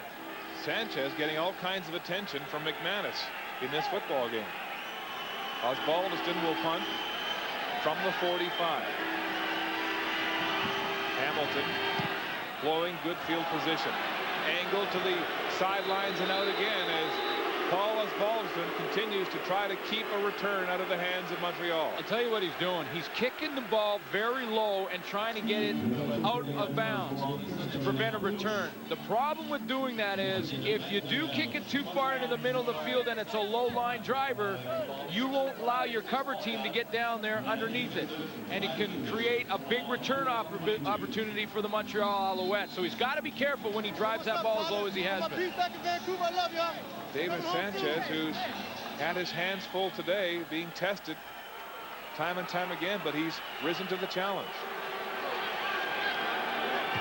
Souls is out as a receiver. Ham back to pass, deep for Browning. He's got it. First down. This is the payback for Tracy Ham. Alfonso Browning dropped a couple of them, but Ham stuck with them, and he just got the payback right there. Right over the middle, and it was a tough catch. Orlando Steinauer right on his back, and Alfonso Browning comes up with it. So Ham building some confidence in his shaky rookie receiver. Stay on the ground. Pringle with a head of steam right up the middle. I can't emphasize enough how far that goes for the whole team. It's a trickle-down effect when your quarterback comes into the huddle, commands the respect that Tracy Ham does, and then when he has a receiver struggling like Alfonso Browning did in the first quarter and sticks with him, it builds the confidence of everybody. Tracy Ham knows what he's doing. He's in control of that huddle right now. And that's one of the reasons Charlie Taft went with the veteran in this big game. Second down. Ham looking. will run, puts his head down, and takes a ferocious hit at center field, short of the first down. Calvin Tiggle puts a lick on Tracy Ham. And he's all right, but it's 3rd down and 3 in a punting situation for the Owls. Eastern final, mainly because the defensive coordinators have the upper hand. Don Southern, he's coached in 7 Grey Cups, played in 8. He knows how to get there. And Rod Russ, 37 years of experience in football, and he's 71 years of age. 2 wise men who have helped shut down these offenses. Terry Baker with a shank punt, bouncing to Amerson, and he's tackled immediately. Ed Thomas right there. A 31-yard punt and just a 4-yard return by Archie Amerson. Both defensive coordinators have a good game plan, and they really are executing it. Both defensive teams on the field, but offensively, you've got 2 veteran quarterbacks playing in Danny McManus and Tracy Ham. Both are doing the smart things right now. They're not forcing the football down the field. They're not trying to gamble with long balls too often or throwing into coverage. If they have to punt the ball, they both realize that's not necessarily a bad thing, and that's why the game has been as low scoring as it has been. So it'll be 1st down. Tiger Cats, hitch pass. Corey Grant has it. Tries to get outside. A couple of big blocks from Andrew Gregg, Amerson, and Morielli, but they can't spring the rookie. Coming up on the Canadian Airlines halftime show, we'll talk live with Mike Pinball Clemens out in Vancouver. He's set for the West final. It's the Stampeders and the BC Lions right after the Eastern final here in Montreal. Chris Walby, of course, with his Dodge Pro Tips, and Glenn and I'll have the first half analysis here in Montreal. And they're pumping in crowd noise over the loudspeakers here at Molson Stadium when the Ticats are on offense in the 2nd and long situation. Darren Flutie with his first catch of the game and a 1st down for Hamilton. Often what Hamilton will try and do, especially in key situations, is put all the receivers to one side of the field except for Darren Flutie, and they'll leave him on the backside. This time Andrew Gregg gives him a little bit of a pick, so he can buy some time, get outside on Mark Washington. 12-yard pickup and a 1st down, and there's no crowd noise from the speakers on this series. The crowd, though, beginning to get vocal. McManus to pass across the middle. It's intercepted. Stephen Reed has it for the Alouettes.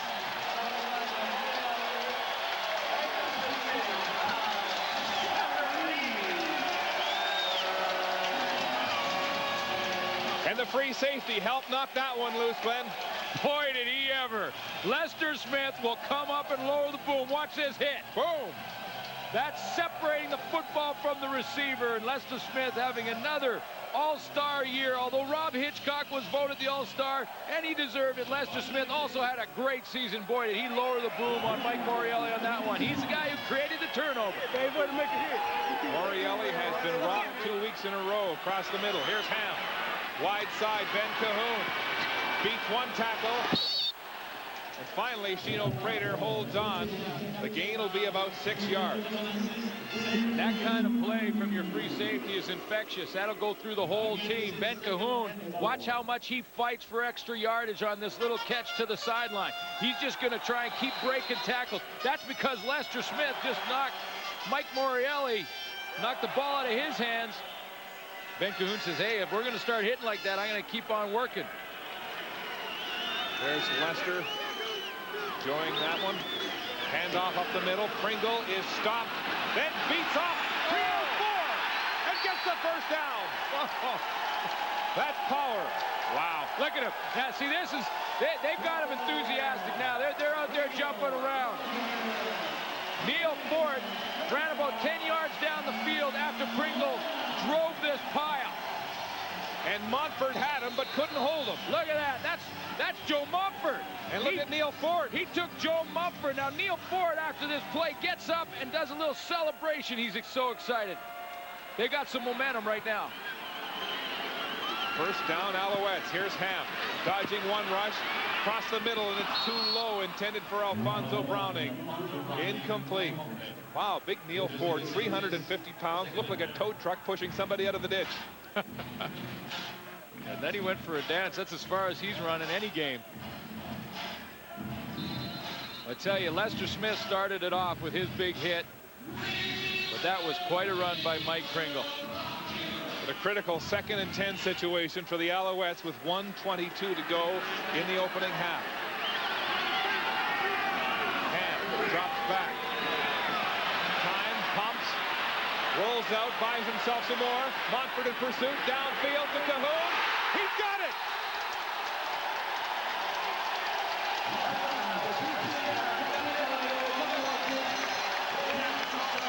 It was awful close as to whether or not Ben Cahoon came down with the ball. He had to catch it twice.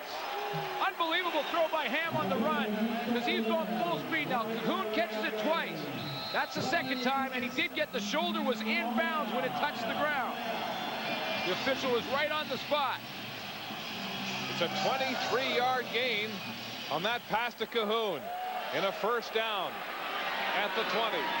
Ham looking, relieves it. Has it for a 1st down and steps out of bounds, but there are flags on the play. And it looks like a clip against the Alouettes. The Hamilton Tiger Cats were going with the safety blitz from Rob Hitchcock. Ham recognized it, dumped the ball, but I think there's going to be a clipping. Illegal block. Montreal 24 was after yards were gained. 1st down. And there you see Hitchcock having words with Tyree Davis, renewing acquaintances after the big hit that knocked him out back in September. They called 24 on the illegal block. It was 84 Tyree Davis that made the illegal block on the play. They're going to take Davis out and let him cool down a little bit. Charlie Taft does not want a shouting match to be going on the field, because what it does is it takes Tyree Davis out of his game plan. He loses focus, and that's what you heard on the side. They're saying, calm down. Patience and focus, 2 things that Taft stressed to his team in anticipation of this match. And you talked about Rob Hitchcock talking to Tyree Davis. Rob Hitchcock is intimidated. Cooler heads prevailing. Sylvain Gerard, the rookie from the Lac Saint Jean region, in for Haskins. The handoff to Mike Kringle, right through the gut of the Hamilton defense, and another flag is down. Right in the holding area. And Hitchcock signals this one's coming back. Holding, Montreal 53.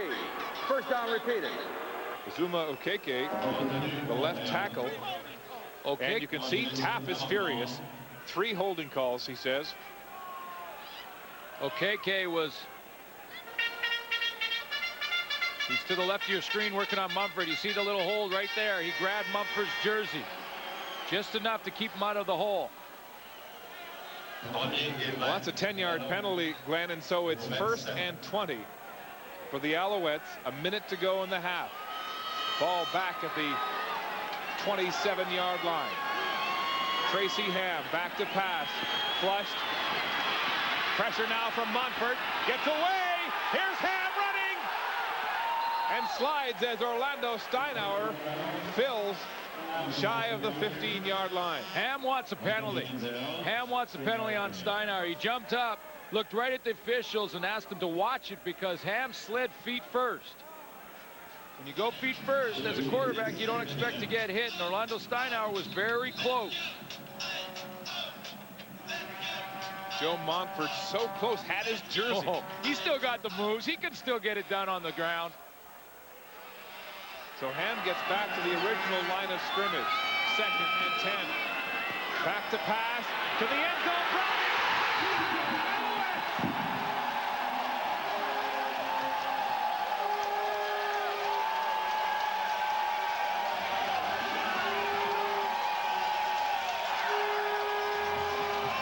So Tracy Ham comes back. He calms the nerve of the rookie Browning. Then he throws him the touchdown pass. Exactly. And you think back to the 2 drops by Alfonso Browning. He dropped 2 in a row on Tracy Ham. If Tracy Ham abandons Alfonso Browning at that point, he may not have caught that touchdown. But Ham went right back with him, and in this series, he made 2 big catches. Ham looking like the old Tracy Ham, running and then passing. Terry Baker with the point after. And with 31 seconds to the half, the veteran has his team in front 15-7. Well, Tracy Ham takes his time, waits for Alfonso Browning to open up. Browning takes a hit. That's too late. It's after the fact he's in the end zone. And now, all of a sudden, Alfonso Browning has a ton of confidence. And in a game as close as this, with 2 teams matched up as well as they are, he's going to need Alfonso Browning from start to finish.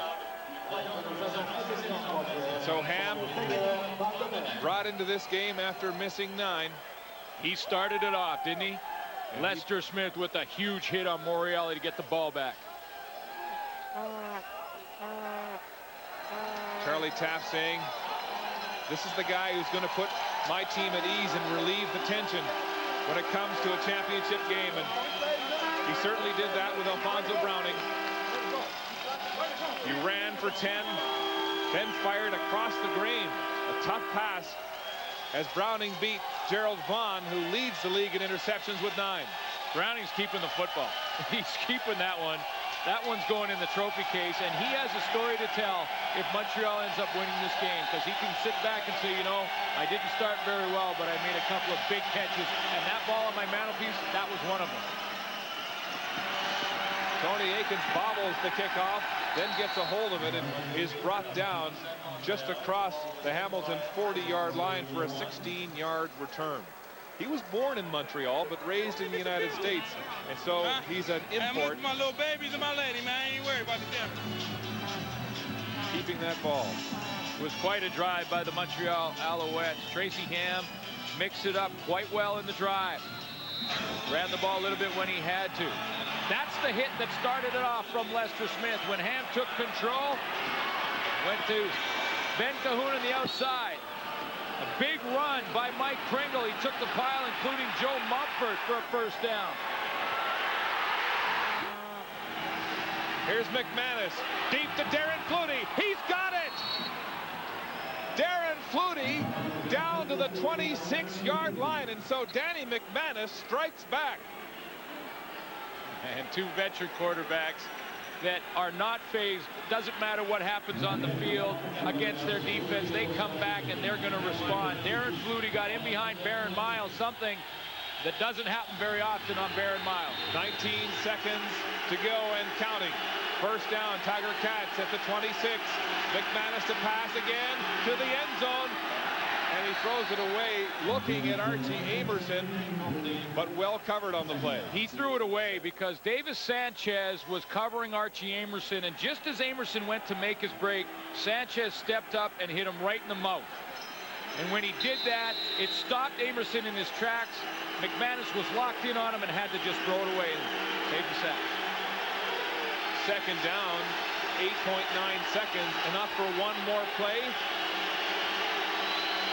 Will they forego the field goal? McManus, deep again. Ronald Williams. He has it. Touchdown. What a catch. What a catch by Williams. And the crowd is silent at Molson Stadium. But there's a flag on the play. Maybe coming back. Danny McManus. Offside. Hamilton, number 2. Oh, boy.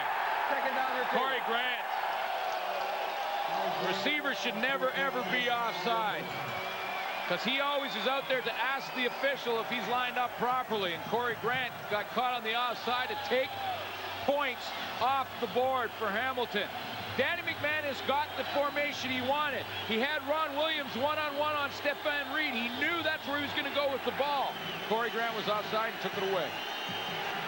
And so an exciting touchdown is called back. And Osbaldiston will attempt this field goal from the 37-yard line. It's up and good. So the Cats get 3 back on the last play of the first half. But Corey Grant, the rookie from Laurier University, is wincing. He is the finalist for the Rookie of the Year, and he can't believe it. An offside penalty kills a dramatic Tiger Cat touchdown from McManus to Ronald Williams. Let's go downstairs to Steve Armitage. Thank you very much, Mark. I'm with the head coach of the Montreal Alouettes, Charlie Taff. Charlie, this one could go right down to the wire. Start off a little slowly, but it heated up in the last couple of minutes. Well, it's a great football game. Two good teams going at each other. It's everything you want in a championship caliber game. We had terrible field position early there. We moved the ball, but we had really bad field position to do anything. And, you know, we got some mistakes, special teams mistakes, too many guys on the field, and we got to overcome those things. Fortunately, we got the lead, and we need to do a better job here in the second half. Charlie, good luck in the second half. Thank you. Charlie Taff and the Montreal Alouettes in this Eastern Final head to the dressing room with a 5-point lead on the Hamilton Ticats. This is the CFL on CBC.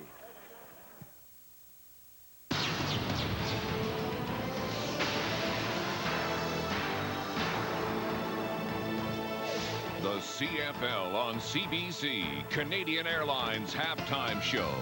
Brought to you by Canadian Airlines, official airline of the CFL and the 1999 Grey Cup. Meet Jonathan, a War Amps champ. He lost his leg in a lawnmower accident when he was 3. Now he warns other kids to play safe. Jonathan thanked the Alouettes and the CFL for their support of the Play Safe program.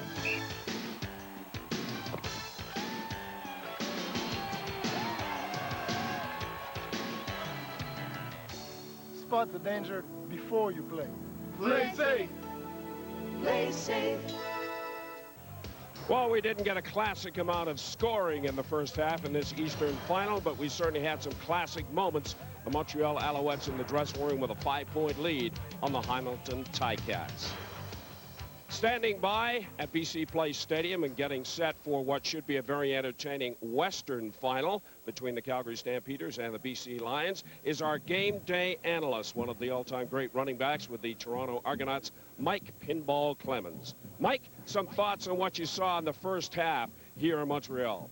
Well, we talked about YQK compliance in the beginning, and we see that it is turning out to be just that sort of game. A great game and set up for a great finish. When you talk about the Y, yards rushing, they've answered each other. Ronald Williams came out strong. Now Pringle has answered. They both have a TD, and they both have over 50 yards rushing. With the quarterbacks, I think Ham has had the edge here early on. He's not only thrown the ball effectively, but he's also run. But as usual, McManus answers the bell. Big drive at the end of the half. Almost got a touchdown.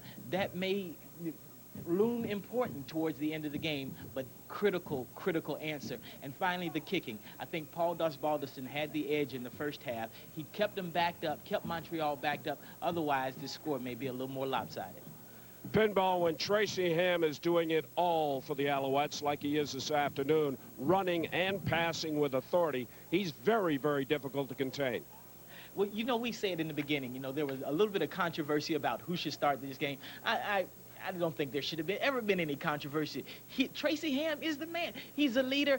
He doesn't turn the ball over, and he plays big in big games. This is Tracy Ham's show. He's the man to take him to the cup.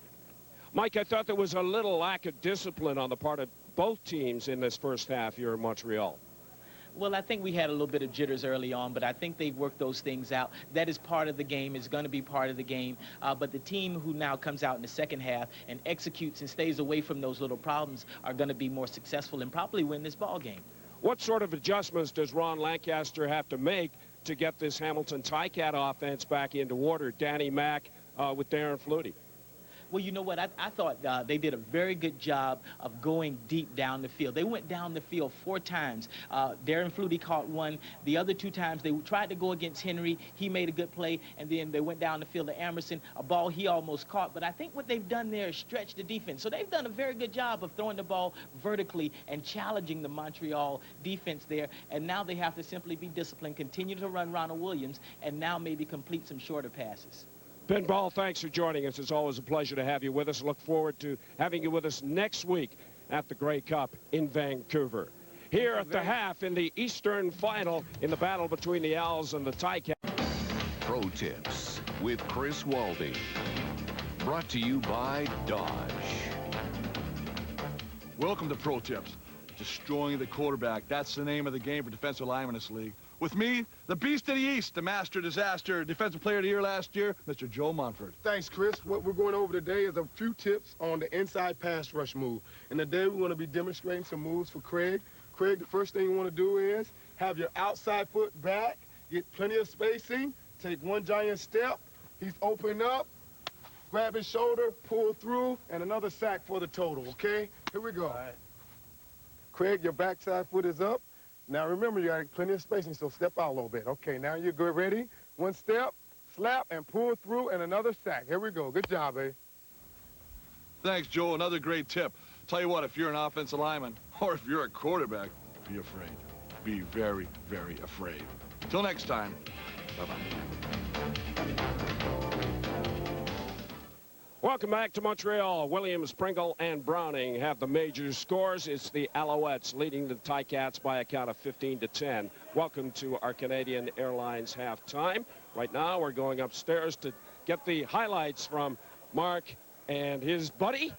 Guys, a good first half. I thought a very entertaining one. Started a little slowly, but heated up. Well, that's right, Steve. I mean, it looks like this game is going to go down right to the wire like it did last year in Hamilton. I thought the first half was characterized by some tensions, witness the penalties, some nerves, witness the drop balls, and the calm guiding hand of Tracy Ham. If there was question as to whether or not Tracy Ham should start in this game, I think they were answered in that first half. The way he dealt with Alfonso Browning. The rookie receiver dropped a couple of passes early, but Alfonso Browning made the plays later in the game because Tracy Ham stuck with them. This was early in the game. Alfonso Browning was struggling. He dropped two that was right in his arms and got hit there. But late in the game, Ham went right back to him, and it paid off. Alfonso Browning gets the touchdown to put him ahead. This is the type of game it has been defensively. Both teams really throwing the leather around. Lester Smith with the big hit on Mike Morreale. And what do you make of Danny McManus, that late flurry? He got the ball with 31 seconds to go in the half and had that touchdown called back, but that's going to bode well for the second half. Yeah, no question. The thing about Danny McManus is that none of this will face him. The first half is over, and he knows it. Now he'll just regroup in the second half and come out and do what he does best, to move the football down the field. Danny McManus was good on 7 of 14 passes for 125 yards. But how about these numbers for Tracy Ham? Good on 12 of 16. 3 of those were drops by Browning for 156 yards. The two quarterbacks, the two veterans, looking strong as we get set to the second half here in Montreal. Alouettes have a 15-10 lead on the Tiger Cats. Let's go to the sidelines. Here's Steve. Late in the Brian Lancaster, you're down by 5 as we start this second half. What adjustments do the Ticats have to make? Well, you can't quit hurting ourselves. We've hurt ourselves more than they have. We've made every mistake possible. The game is still there. They haven't hurt us with our mistakes. We've escaped it. We got to play a little bit better, solid football, and don't hurt ourselves with penalties. Ronnie, good luck in the second half. You bet. Mark, back to you. Thanks, Steve. And, you know, the Tiger Cats, Glenn, have squandered 7 possible points on penalties. The 4 lost on the touchdown. They got the field goal at the end. And then at the beginning of the game, they got pushed out of field goal range. That's right. They had too many people on the field. Didn't kick the field goal, had the punt, and then Corey Grant's offside took away 4 points possible for that touchdown. Thomas Haskins at his own 27-yard line. There's a flag down again, and the flags have been flying all afternoon here in Montreal. NC Charles, first to make contact. You know, and people at home may be wondering, you know, why are they having so many penalties in this game? Illegal block. Montreal number 6. Yeah. First down. You know, why are they getting so many penalties? Well, in a game like this, you don't want to be the guy that misses your block, or you don't want to be the guy that gets beat. Well, that was right from behind early on. NC Charles with a blatant blocking from the rear. Yeah, you don't want to be the guy that misses the block, and that's why these guys are doing a little bit of holding. They're getting caught right now. And so the Alouettes will scrimmage 1st and 10 from their own 21-yard line. Ham play action pass. Pressure from Tim Terry. He's got him for a sack. And there's a flag on the play. It may be a face mask. And Ham looks like he's hurt. He's not getting up. Major foul. Face mask. Hamilton 92. First down. So Tim Terry, the rookie out of Temple, who took Gonzalo Floyd's job when he broke his hand, and Anthony Calvillo snaps on the chin strap and warms up on the Montreal bench, and this is not a good sight. Looks like Ham is holding his back. He's reaching around with his left hand to his back. Well, it looked like there was a lot of torque, Glenn, on that tackle. Well, here it is again. Terry grabs the face mask when he has him right there, pulls him around, and right that last little twist looked like is what hurt Ham when he went down to the ground. Here's another angle of it. The left hand on the face. We see how he's turned right around, and then there's another twist right down there when Ham's knee was already down on the ground, and he reached right for his back immediately. So Calvillo, the top-rated passer in the CFL with a 108.4 efficiency rating, is warming as Tracy Ham is handled gingerly on the field. First play from scrimmage in the second half, and he's hurt. Here's another look at it. Gets twisted around and goes down. This is a luxury, though, that Charlie Taft does have. He has probably the best combination at quarterbacks in the Canadian Football League when he can go to Anthony Calvillo. 108.4 quarterback rating, tied a CFL record set by David Archer back in 1995 when he was with San Antonio. That's how well Anthony Calvillo has played this year. There's his numbers on the season, just 6 interceptions. Probably more than anything, that's what Tracy Ham has taught him to do, protect the football. And Ham looks like he's in tremendous difficulty as they help him off the field. And Mike Pringle is visibly upset. Anthony Calvillo lit up this Hamilton team in Game 3, giving Hamilton its worst defeat of the season, 52-19. And look at Tracy trying to crack a smile, but he's in obvious pain and difficulty. Well, he's disappointed probably more than anything. I mean, you know he's in pain, and he's had some injury problems throughout the year. It looked like it was his back, but he's more disappointed than anything. He was so looking forward to playing in this game. I talked to him on Friday. He told me, he said, I have had enough practicing. I am ready to go. I've never been more focused. I've never been more prepared. He was looking forward to going from start to finish, and now he'll have to sit out at least a little while until they take a look at it. Alouettes have the best 1-2 combination at quarterback. Calvillo's first play will be a handoff to Mike Pringle, who struggles for 4, maybe 5 yards up the gut. They're going to take him right into the locker room to take a look at him, get the team doctors involved, and just make sure he's all right. And Alfred Payton wants to go and see how the leader is doing. Well, a blow for the Alouettes as their veteran Tracy Ham is out, but they have all kinds of confidence in this man, Anthony Calvillo. His only playoff start experience was '96, the semifinal, a 22-11 loss with the Tiger Cats against Ham and the Alouettes. Here's Calvillo's first pass. It's nearly intercepted, was tipped at the line of scrimmage, and Orlando Steinauer had the end zone in front of him. That was close. I mean, I think it was touched on the line, it looks like, by Mike Philbrook, and that may have just taken enough off the football and changed direction so that Orlando Steinauer couldn't come up with the interception. But it's a tough situation for Calvillo. He's got to go back over there and warm up a little bit. Yeah, he didn't get many throws on the sideline before he was pressed into service. Terry Baker at his own 25 into a slight breeze, gets up beauty. A long spiral back to Akins across the 20, breaks a tackle, and then is swarmed at the 30-yard line. A 52-yard punt by Terry Baker and a 12-yard return. The net is 40 yards on that exchange. And so the Cats go on offense when we come back. Tracy Ham is in the Alouettes dressing room. The only word we get, guys, he has a back injury. They're not taking any chances. Tony Calvillo came out of the dressing room. I looked at him, I said, how bad is it? He simply shook his head. It did look like a lot of twist in the upper body when Ham went down to the hands of Tim Terry. Here's McManus. Flat pass to Ronald Williams. Williams gets over top of Sanchez for a few more. It'll be second down Hamilton. The gain limited to about 3 yards. So second and long for Danny McManus, who has 8 of 15, just over 50% for 128. But he looked awfully sharp in the last 30 seconds of the first half. Really did. Hit Darren Flutie down the sideline, and he also hit Ron Williams, although that one was called back because Corey Grant was outside. 6 receiver set for the Tiger Cats. Wide side. It's intercepted. Barron Miles has it for the Owls.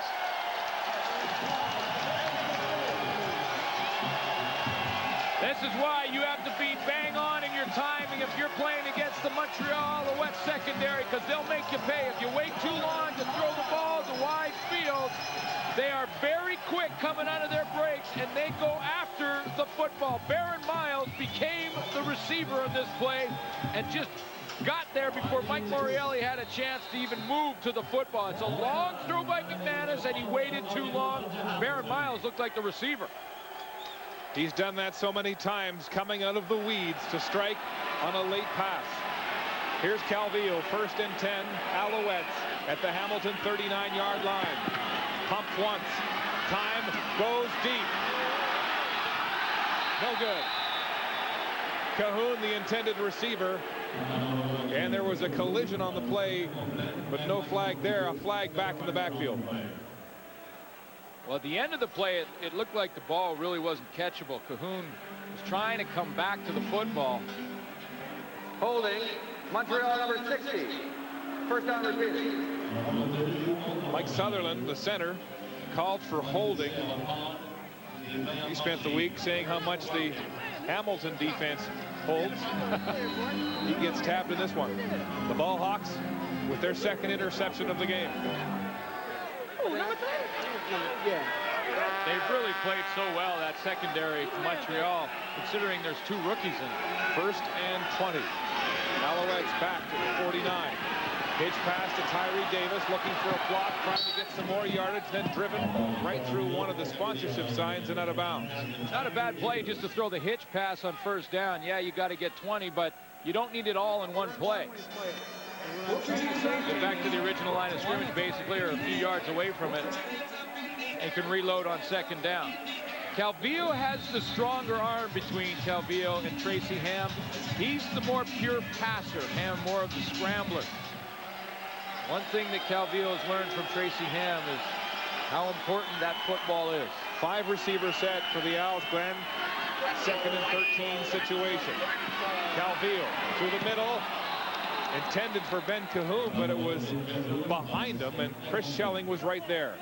Chris Schelling was very physical with Ben Cahoon down the field. He couldn't get any separation. Cahoon tried to push off him. So watch right at the end of this play. You see Schelling was right there. He didn't let him cut back into the middle. He made him go through his body. Chris Schelling, an aggressive defensive back in his 2nd year out of Auburn. 60 tackles this year, filling quickly from the secondary. And a long field goal attempt now for Terry Baker. Ball spotted at the 49-yard line. He's hit from 51 this year. It's good. Big kick. Big kick. He hit one from 32 in the rain with 21 seconds to go against Edmonton, and that seemed to really boost his confidence. Both kickers in warm-up looked very confident. I watched them both warm up. They had a good rhythm. They looked confident. While Terry was hitting them from 55 in the warm-ups, and as you say, very confident and cool. One of the offensive weapons for Montreal so far this afternoon has been their secondary. Lester Smith created a turnover early, and then Barron Miles in this last series leads to 3 points. The Lester Smith hit turned into 7 points from Montreal. That's 10 points from the secondary. I tell you, the Ticat receivers seemed to give up on that ball. Miles wanted it more. Pitch out. Ronald Williams. Nowhere to go. Swift Birch was there, and accompanied by Stephen Reed. That pitch out hasn't really worked since the first play of the game. You know, I go back to Tracy Ham being injured too, and when your leader goes down, and the way Tracy Ham has led this football team throughout the year, in some ways, everyone else across the board will reach down a little bit more, especially when it's something like after the fact, when Tim Terry kind of twisted Ham down. The rest of the guys now are that much more fired up. Well, Ham was saying yesterday this is a tighter team this season, more unity. Here's McManus going deep. Andrew Grigg has beaten his man but can't hold on to the ball. It looked like he had the ball and then lost it. There's a flag on the play in the 50. Irv Smith. That's two in a row, though. That's two in a row that Danny McManus has been right on the money. Early in the game, he went to Archie Amerson, who was wide open, had the ball in his hands, and Davis Sanchez stripped it out of there. Here's Dave Ewell with the call.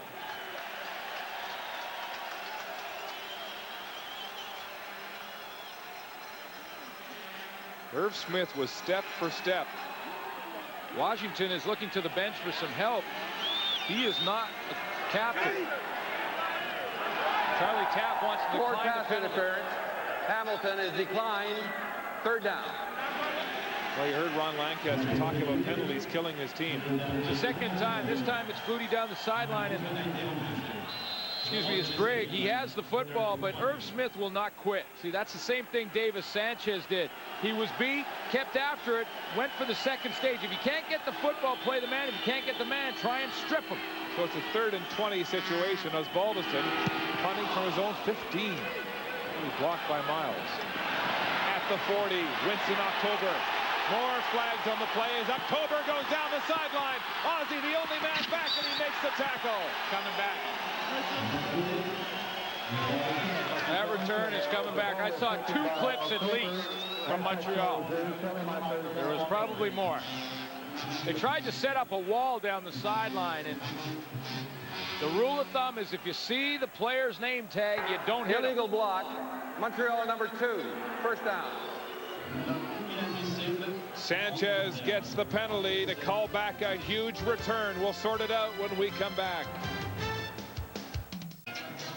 Tommy Henry had position on Winston October, but then got drilled from behind. Yeah, he did. It's to the left of your screen. Here it comes. Davis Sanchez trying to get a block, but he saw the name tag. Right there is the clip. Right in the middle of the back of Tommy Henry, and that's why that one came back.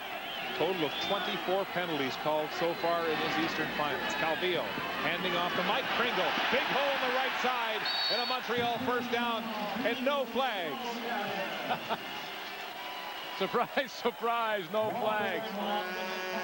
12-yard gain. Hamilton's been penalized 12 times so far, and so is Montreal. Michael Souls, the lead blocker for Pringle. He gets the kick-out block, just enough of Higgins to make sure he has to go out and around him. And by then, Mike Pringle has gone by. So Calvillo with some help on the ground from Pringle. Now he'll go to the air. Back to pass. Deep downfield. Jock climbing. No good as Chris Schelling got back to knock it down. First pass attempted to Climby in this game. Rob Hitchcock got over there to help out Schelling as well. Rob Hitchcock went from the middle of the field. He was free to play the football, and in fact, he gets the right hand up there and knocks that ball out of the air. Good range from the free safety, the Eastern All-Star this year, Rob Hitchcock. Just reads the football and the throwing motion from Anthony Calvillo and is right there to knock it down and help out his halfback. So Hitchcock puts the Alouettes in a 2nd and 10 situation. Calvillo. Time, flush now, in trouble, and it looks like he's grabbed by McCready. Calvillo got locked in there. It looked like he wanted to go to Ben Cahoon, but Chino Prater was all over Cahoon, and when you get locked in as a quarterback, you got to hope that the one guy you're focused in on gets open. You're going to see him turn his head. So he's looking right there for one guy. I believe it was Ben Cahoon, and McCready got to him. And so the blitz overpowers the Montreal offensive line. Derek McCready, the 11-year veteran, puts the lock on Calvillo and puts Terry Baker back at his own 22 to punt. A shank from Baker. Akins has it at the 45 and not much more, but good field position for the Tiger Cats as they go on offense. Here's their pumping crowd noise. called home field advantage. Yes, pumping out the crowd noise on these huge speakers as the Cats come to the line of scrimmage. McManus back to pass, across the middle and traffic. Whoa! Archie Amerson was drilled by Lester Smith. Safeties want to make a statement here this afternoon. Rob Hitchcock with the knockdown when Hamilton was on defense, and Lester Smith, well, I can better that. Archie Amerson's coming across the middle. You better look out for 36, because there he is. Oh, boy. So you want to be a receiver? That's what you have to deal with sometimes. Now more crowd noise from the loudspeakers as Amerson is furious with himself, but that was a suicide route. Aikens, the rookie, has come in for Amerson, who was shaken up on the play. McManus rushed over the middle. It's complete to Darren Flutie. And it looked like it went off another receiver's hands or just over top before it got to Flutie. It did. I believe it was Tony Aikens. He was coming across the middle. I think the pass was originally going to him. McManus wanted to throw it over the middle to Tony Aikens. He gets hit as he delivers it from Tracy Grabley. There's the underneath receiver. Aikens goes up, goes through his hands right into Darren Flutie's hands. But this is how good the Montreal defense have been. Even though they got a little bit lucky, I'm talking about Hamilton, I think they're still going to be short. Very close to measurement. Well, they will get it. By about half the length of the football. Darren Flutie with that catch is now the 4th all-time leading receiver in playoff action. Right behind Alan Pitts, Herm, Hans Harrison, and Rollie Miles up top. Moving past the great Terry Evanson. There's a chance into 4th place. Chance that Alan Pitts may add to that total. Yes. Following our game. Stampeders and BC Lions in the Western Final immediately following this game. McManus steps up into the pocket, throws an arrow to Amerson. He's got it. Amerson and Irv Smith both seem to make the catch at the same time, but the young, small Amerson came up with it. Well, what the Montreal defense did is they rolled the coverage away. You saw Barron Miles flash in front of the screen. Lester Smith is usually the guy who's playing in the middle, and we saw a couple plays earlier how he came up and really hit Amerson. That time Smith had rolled away from the coverage, and it was Barron Miles in the middle. Barron Miles is not used to playing in there. So after the interception on the first series, McManus is driving the Tiger Cats. Handoff to Ronald Williams into all kinds of traffic on the Montreal defense. Stephen Reed and Ed Fillion were there to make the tackle. Even though Ron Williams didn't get a whole lot of yardage, it's important to keep him involved in the offense, even if he's getting 1 or 2 on first down. And look who's back. Yeah. They worked it out, put a little heat on it. He probably did some stretching, and he's back, and the crowd responds, and so are his teammates. The ham limbers up on the sidelines as McManus continues to go to work for the Tiger Cats.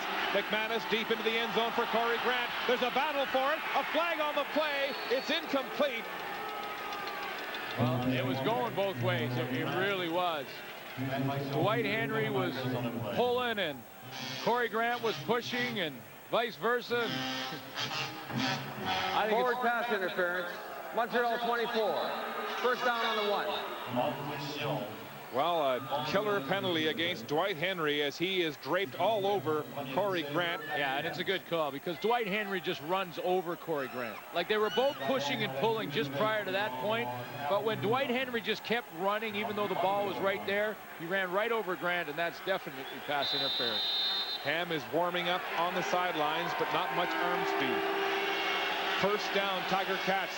The interference penalty puts the ball at the 1-yard line of the Alouettes.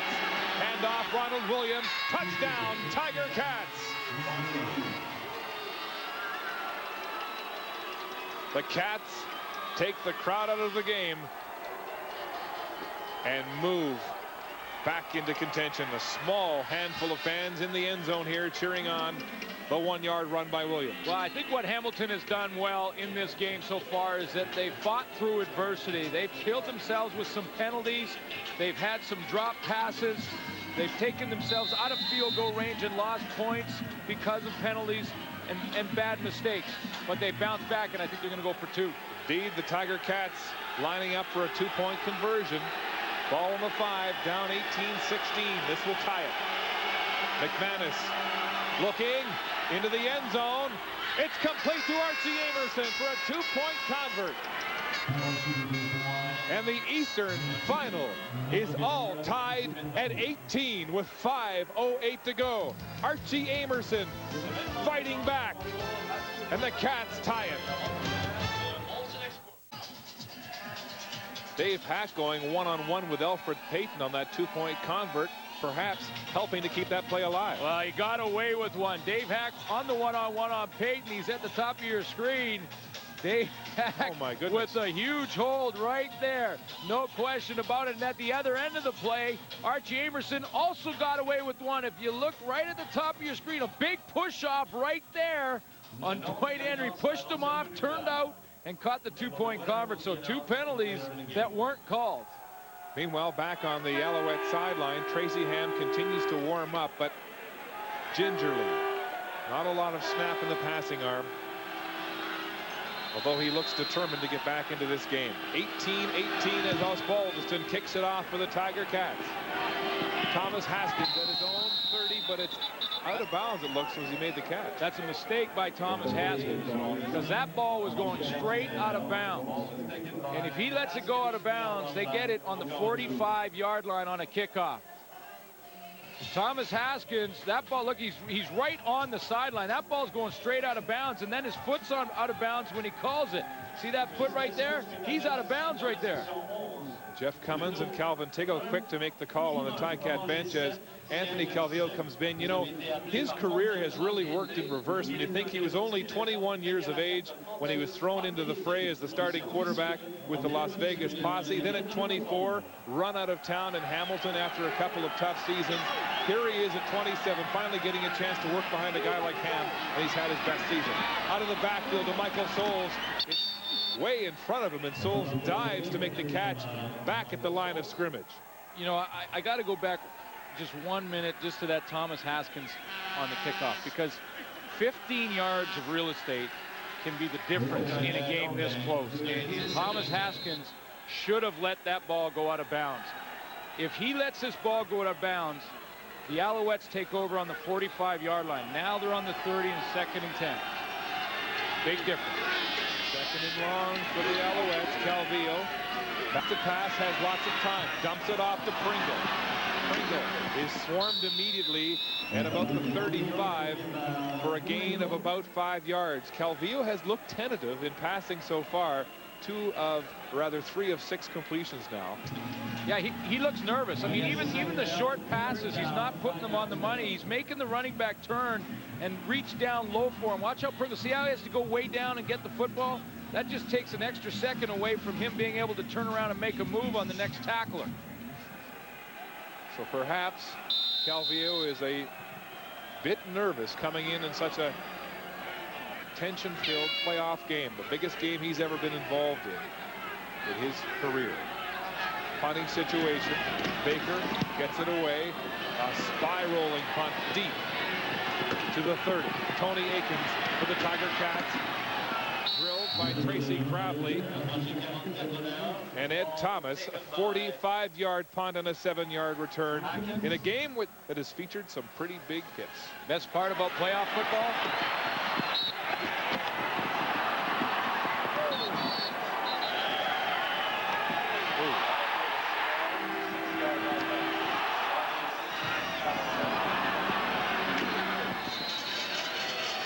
That's what you love about the playoffs. Turn the intensity dial up a little bit. Lester Smith has pinned his ears back on a few occasions this afternoon. 3.5 minutes to go in the 3rd quarter. First down, Tiger Cats with their own 37. McManus with a blitz. Tries to release it to Corey Grant, but it's behind him. Close coverage on the play from Dwight Henry. Danny McManus right now is trying to get one-on-one matchups on the backside. Sometimes you put Archie Amerson over there and go on Davis Sanchez, and sometimes he'll put Corey Grant back there and go one-on-one on Dwight Henry. What he's seeing when he breaks the formation, when he puts all the receivers to one side of the field, he can tell what Montreal are going to play. And if they play man and leave the guy back by himself, on the backside. As you can see, Dwight Henry one-on-one on the backside right now. You go back there, and he's going right after it again. McManus intended for Emerson, got his hands on it on the break, but couldn't bring it in. Incomplete. So here's what he sees in the matchup. He's got Davis Sanchez over there on Emerson. He's got Dwight Henry on Corey Grant, and that way he can get a man-to-man matchup. Now he wants to go to Emerson on this play because he's got the outcut.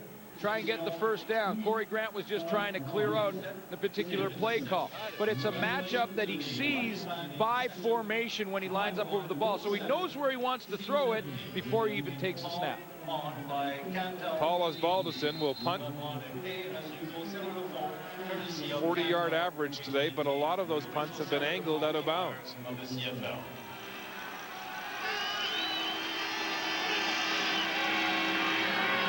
Alouettes setting up the return. Osbaldiston with a line drive out of bounds again. And Winston October is furious. He couldn't get his hands on it. It's all tied at 18 in the Eastern Final. Alouettes first down. Calvillo hands off to Mike Pringle. And he's got a posse of blockers to center field. That was interesting. After that, Paul Osbaldiston punt went out of bounds. Yeah. Winston October runs directly at Osbaldiston and has a few words with him. Well, you know what he said? He went over there and he said, "Don't be scared. Kick the ball right to me." It was a bad kick by Paul Osbaldiston, but he's trying to keep it out of his hands. Here's what happened. October goes and says, "Don't be scared. Come on, Ozzy, just kick it to me. Give me something to return." 2nd and 4, Alouettes. Calvillo to pass.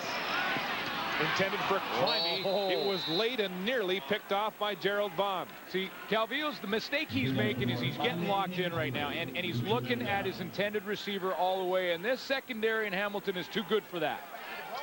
You cannot look right at your receiver from start to finish and expect to get the ball there. Gerald Vaughn almost made him pay for this. See how he's looking all the way right to Jock Climby? Well, that doesn't hold to Gerald Vaughn at all. He can just break on the football.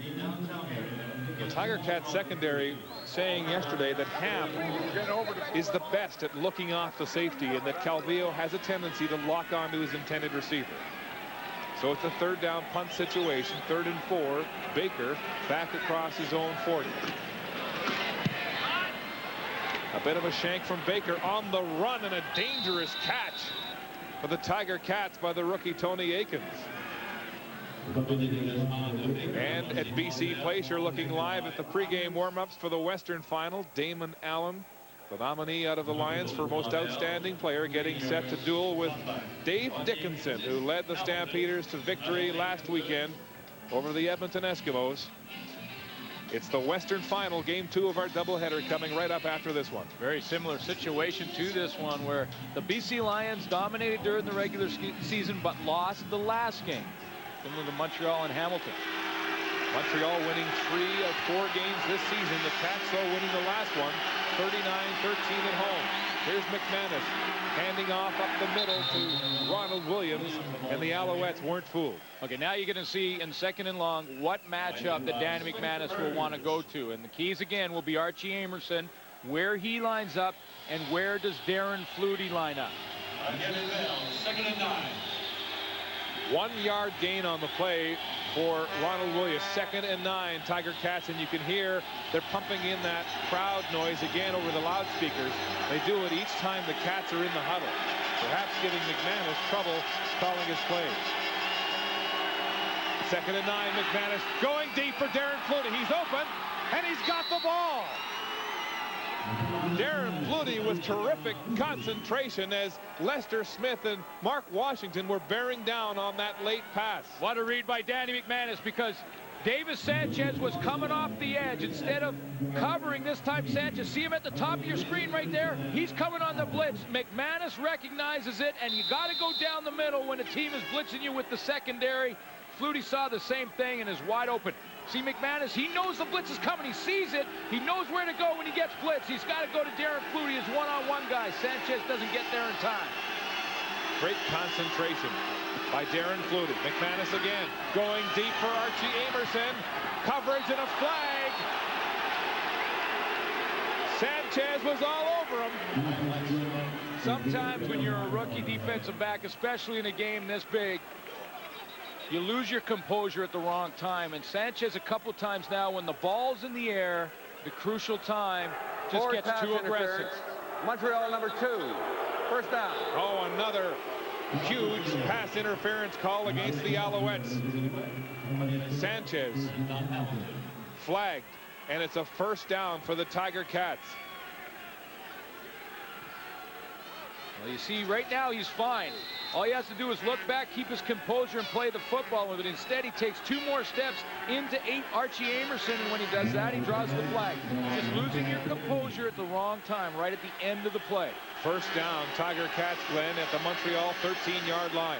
Handoff, Ronald Williams is hit immediately at the line of scrimmage for a short gain of perhaps 3. And that's the last play of the third quarter. 15 minutes to go in the Eastern Final, and they're all tied at 18.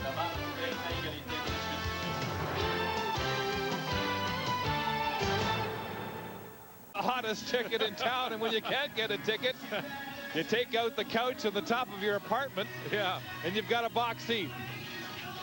It's overflow crowd. And that's where you sit. But there's no railing there, so they got to be careful. Hey, sit down.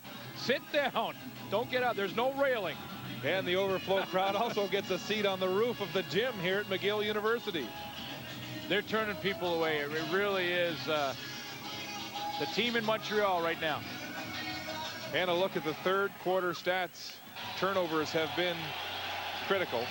2 for the Tiger Cats. 2 interceptions. Time of possession equal, score equal. We're down in the fourth quarter. This is what we wanted. And they're pumping more crowd sound on the loudspeakers. The Cats threatening here deep. 2nd and 7 on the Montreal 10-yard line. McManus alone in the shotgun. 6 receiver set into the end zone. Way over the head of Darren Flutie. Darren Flutie couldn't decide whether or not to go under the goalpost or behind it. Danny McManus thought he would go behind it, and he cut under, and that's why that ball was overthrown. It was like the 13th player for the Montreal defense, and it was the upright. See, McManus thought he would bubble behind the goalpost and go deeper. Flutie went underneath it. That ball falls incomplete, almost intercepted by Lester Smith. So Paul Osbaldiston will set up for this field goal attempt from the 17-yard line. A chip shot for him to break the tie. It's up, and it's good. Osbaldiston puts the Tiger Cats in the lead, 21-18 here early in the fourth. All right, Glenn, so 2 pass interference penalties lead to 10 points for the Tiger Cats. Tracy Ham is coming back into the game. He left after being sacked by Tim Terry, was diagnosed with some sort of a back injury, and the crowd erupts with the announcement as Calvillo is back on the bench. Well, this should inspire the Montreal Alouettes that Tracy Ham shook off that back injury, is back in the lineup. And you know what? He didn't want to come back in the third quarter because he didn't want to damage Anthony Calvillo's confidence. They may need him again. Ham's chin strap didn't get buttoned up. He'll hand it off to Pringle. Pringle rumbling now up the middle. Lamar McGriggs makes the tackle for the Tiger Cats on a big gain. It'll be 2nd and about 2. McGriggs finally hauling Pringle down, but he had some steam. Perhaps buoyed by the return of Tracy Ham at quarterback. Oh, yeah. 1 quarter of football and a 3-point lead by Hamilton. Hand off, Pringle outside, big hole, blocked by Tyree Davis, and a huge first down for the Alouettes as Pringle is driven through the Gatorade side. Well, Alfonso Browning has really bounced back. Pringle got the first down, but Alfonso Browning made the key block. He has a touchdown catch after a real shaky start. It'll be right to the left of your screen. You'll see 17. He really collapsed the inside of the line for the Hamilton Tiger Cats. And he's hurt. He was down. The training staff came out. He got back up. Pringle now over 106 yards on 18 carries in this game, but Browning will have to leave the game. Well, he went way down inside. That's linebacker territory. He took out, I believe it was Joe Higgins. That was the reason that Pringle got outside. First down, Alouettes across the center field stripe. Ham to pass. Time. Seemed to lose control of that. It almost stuck to his hand as he tried to dump it off to Mike Pringle. I think he changed his mind. I think he went to throw the football and he changed his mind. He decided he didn't want to throw it. Tried to regroup, pull it back, and reload. See, he saw Mike Souls, but he was pretty well covered. So he went to stop his throwing motion. The ball just popped out of his hand. Incomplete. 2nd and 10. Alouettes. Bull Duke is in the game for Browning. 6 receivers, 5 receivers. Pringle leaks out of the backfield. Ham down the middle for Climby, and he can't hold on to it. Close coverage from Henry on the play. Well, if there was any question as to how hard Tracy Ham could throw the ball after his back injury, it should be answered, because he really put some zip on that ball. Climby was coming across the middle, and if he doesn't leave his feet, I think he has a better chance of catching it. He left his feet a little early and was on his way down when the ball arrived. But that ball was on a line, and it had some zip to it. And on the money. He has been all game when he's been playing. Here we go. Nice job on that play. Terry Baker will punt as Ham goes to the sidelines, showing his fitness. Baker gets another good punt. Driving Akins back to his 7-yard line. Akins gets a couple of blocks, and then he's rocked. And another flag on the play.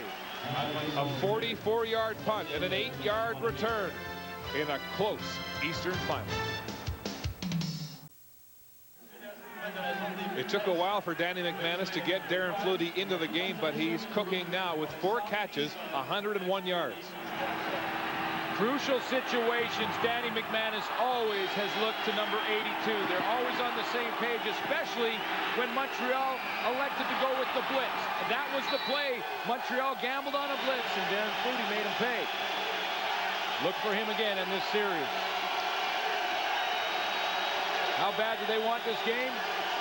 Look at Pringle. Look in his eyes. That'll answer that question for you. Intensity written all over his face. The Alouettes have got the Tiger Cats deep in their own zone. First down on their own 7. Handoff, Ronald Williams. He's got some speed. Brought down across the 10. It's a big series for the Montreal defense, because they have the opportunity with the field position advantage to keep Hamilton bottled up down here. If they let him out of this one, they're in trouble, down by 3. Even if Hamilton doesn't score, they still want to keep him bottled up. Give their offense the ball in good field position. The gain was 5 by Ronald Williams. It's 2nd and 5. Ball on the Tiger Cat 13. McManus, quick pass to Amerson. He's got it. But he'll be short of the first down. And it'll be a couple of yards. It looks like at least 1.5 yards, 2 yards. Again, Montreal going with the blitz with Davis Sanchez. This time he went inside. So Danny McManus had to get rid of the football. He had no choice but to dump it off. And the swarming defense cut off Amerson, and they do their job. They keep him bottled up, force Hamilton to punt. Tracy Ham will get the football in good field position. So Osbaldiston will punt from the shadow of his own goalpost. Ham gets set to come back on offense, and the Owls should have good field position. Winston October is standing just across center field. He's the lone man back for the Alouettes. Remember, he had words with Ozzie, challenging him perhaps to kick one to him. But Osbaldiston has been angling his punts out of bounds to prevent a return. Here we go from the 5. Osbaldiston creams this one really deep, back to the 40. October has it, up the hash marks, and a big return! Ozzie's the only man back!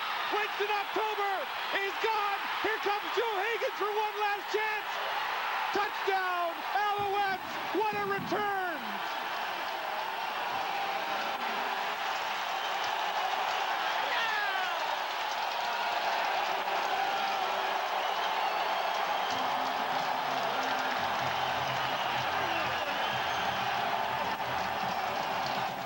Take a bow. A 53-yard booming punt from Osbaldiston, with a 70-yard touchdown return from Mr. October. When you play at this level, you got to be able to walk it like you talk it. Winston October went in and said in the last punt to Paulus Ballison, kick me the football. Don't be scared. The point after from Terry Baker is good, and the Alouettes are back in front. Montreal 25, Hamilton 21 with 10:41 to play. They're still celebrating in Molson Stadium on a dramatic 70-yard punt return by Winston October. Winston October hit the gap, and then it was just straight acceleration to the outside. He said, kick it to me to Paulus Ballison, and don't be afraid. Well, if you're Paulus Ballison, be afraid.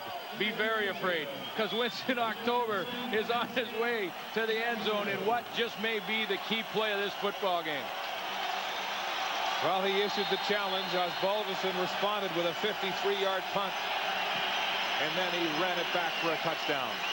Here's Archie Amerson with the kickoff return at his 20 to the 30, and then Amerson is brought down immediately just shy of the 34-yard line. We talked about it earlier, though. Paulus Ballison was kicking the ball low. He was trying to drive the football out of bounds, and although that punt to Winston October was a deep one, it was low, and the cover team didn't have a chance to get down there and get set up. You see, he was untouched all the way to the end zone, and then when you're one-on-one with the punter, you're going to win that battle, and I love the way he finishes it.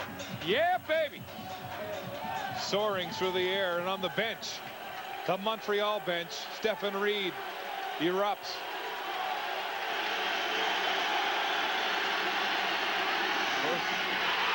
What a big play. Reed again.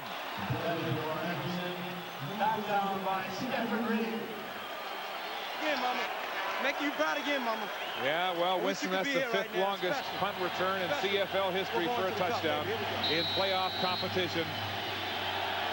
Up behind the Rocket, the ordinary superstar, the Superfly, and the Gizmo.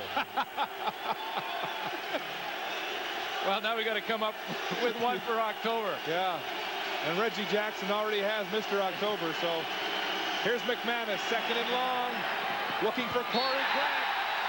There's Henry, close coverage, and it's incomplete. They've been working Dwight Henry all game long. He comes up with a big play there.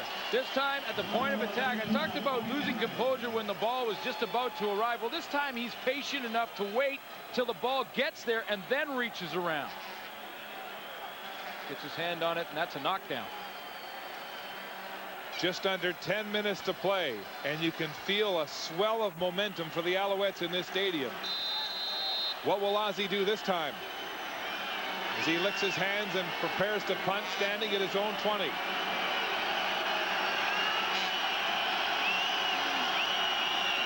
Osbaldiston will angle this one towards the sideline. October will see it fly out. A crowd with some boos for Paul Osbaldiston, but he'll play this one safer than sorry. October was over there to Montreal saying, you go tell the kicker to kick it to me. And Paul Osbaldiston learned his lesson. He is not going to kick it to Winston October again in this game if he can help it. Now, that's easier said than done sometimes. It's hard to angle it out and still get some length on your kick. Well, that was a 49-yard punt out of bounds. That's a beauty. Tracy Ham with great numbers passing for the Alouettes. Left the game with a back injury early in the second half, and he's back in the lineup.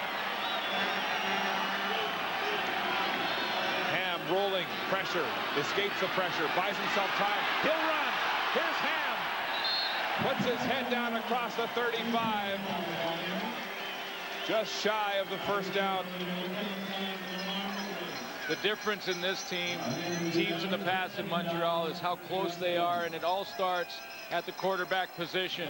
I talk about a guy playing with a lot of courage and leading his team the way he's supposed to is Tracy Ham. The bad back takes off and runs and doesn't hook slide. Tries to get an extra yard knowing he's going to take another hit. 2nd and 2. Montford with his eyes in the backfield. It's the handoff to Pringle. McGriggs gets him, but it's going to be very close. Pringle diving over the line of scrimmage. and very close to the first down marker. This is how Montreal have won so many games throughout the season. When they get a bit of a lead, then they'll start to pound Pringle at you. Out come the chains for the measurement. Ball spotted at about the 38-yard line. But you know what? Right now, the Montreal offense cannot get too conservative. Yes, they're going to pound Pringle, but when you have Danny McManus on the other sideline, no score is insurmountable. And right now, with just a 4-point lead, yes, Pringle has over 100 yards. They're pretty good when he gets 100 yards. Sure are. But when you have Danny McManus on the other sideline, it's never over. There's never enough points on the board. First down, Alouettes. Handoff, Pringle. Calvin Tiggle hits him and knocks him down. But Pringle is running with tremendous authority late in the game. And time is ticking off the clock. Well, that's the battle right now for the Hamilton Tiger Cats. Not only are they playing against Montreal, but they're playing against the time clock. The gain is 4 on the play.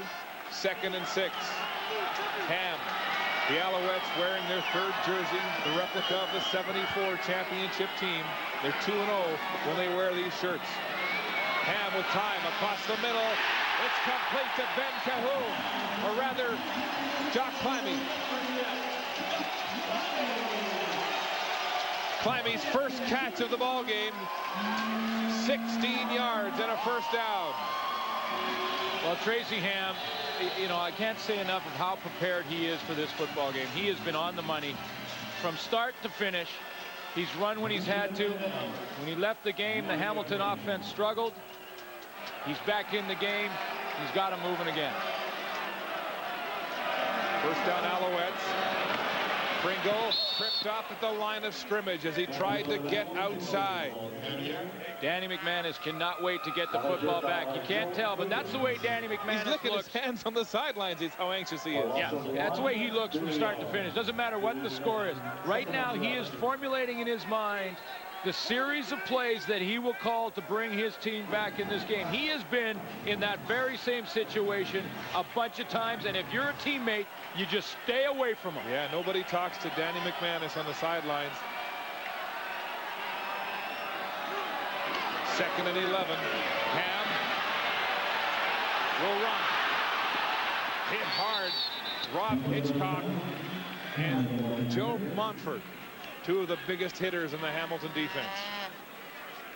Well, good play by Joe Montfort and Hitchcock to get up there and stop this. Now, it's an interesting situation now for Charlie Taft. Terry Baker's longest field goal in the year is 51 yards.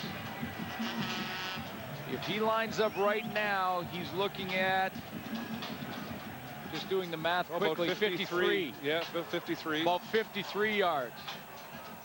But it's tougher to cover a missed field goal, so they're going to punt. Baker standing at his own 49. Archie Amerson at his own 12. And a big punt from Baker over the head of Aikens and into the end zone for a single point. A huge punt. 59 yards for Baker. For a single, but that point really doesn't mean much. No, it doesn't mean anything. The difference between 4 and 5 is irrelevant. Terry Baker tried to take too much on this one. He really hammered it. It went way into the end zone. If he takes a little bit off that, gets it out of bounds, it's a big difference in field position where Danny McManus will start with the football, and the single point didn't help Montreal at all.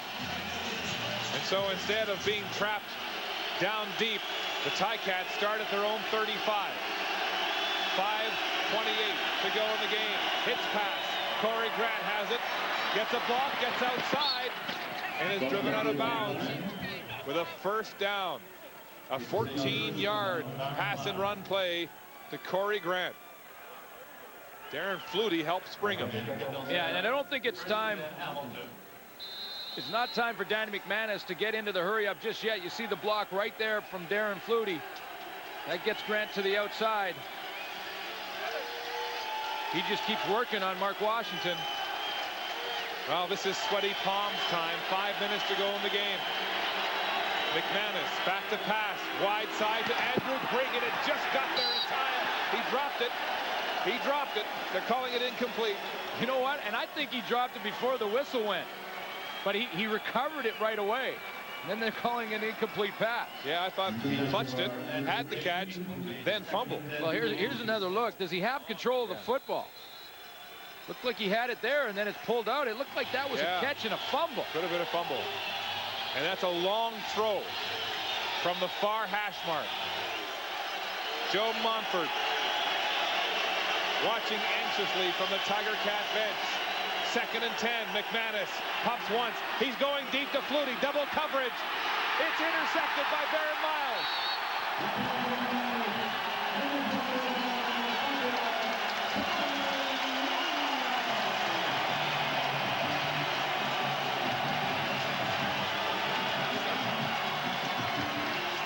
So Danny McManus is intercepted for the 3rd time in this game, the 2nd to the ball hawk, Darren Miles. Well, he's been the leader all year. Darren Miles, Eastern All-Star,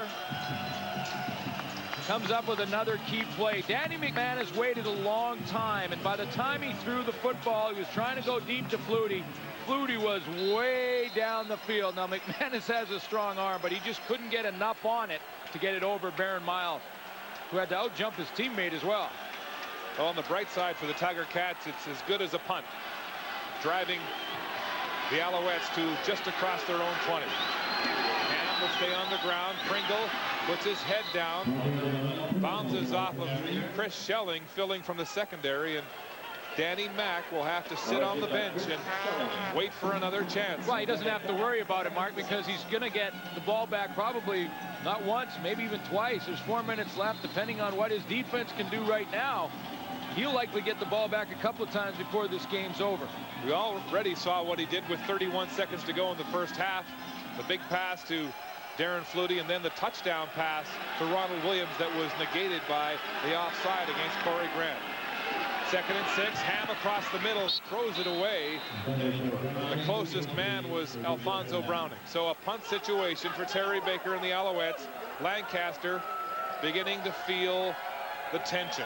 3:35 to go.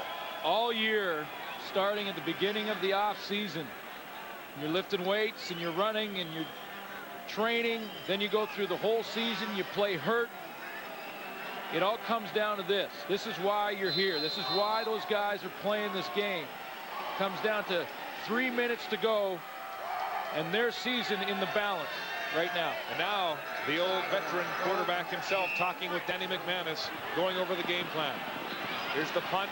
The bounce at center field, picked up by Amerson, and it looks like no yards will be called against the Alouettes.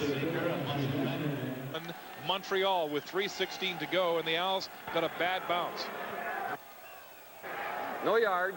Montreal number 9. First down. Ed Thomas called for no yards as the ball bounced back, and on the Hamilton sideline, Cody Ledbetter and Ron Lancaster coming up with some offensive schemes. Well, and Tracy Ham knows that he will likely get the ball back. Even if Danny McManus gets it in the end zone and gets the lead, he'll have time with the football to come back once more. So he's got to get his plan together while McManus does it on the field right now. McManus back to pass.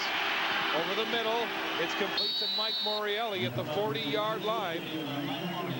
Stephen Reed made the tackle. And at the 3-minute warning, the Tiger Cats are 3 shy of the first down. Okay. You're saying if the kicker misses, we still get a point? Come on. That's unless they kick it out. Kick it out? You boys are playing with me now. No. It's called the Rouge. The Rouge? It means red.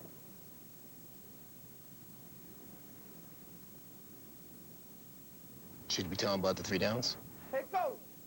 Coach! Nah, I think he's had enough for one day. They're doing it again! The waning moments of the Eastern Final, the fans exhorting the Montreal defense to hold here. And in the West, BC Lions head coach Greg Mons exhorting his team to get ready.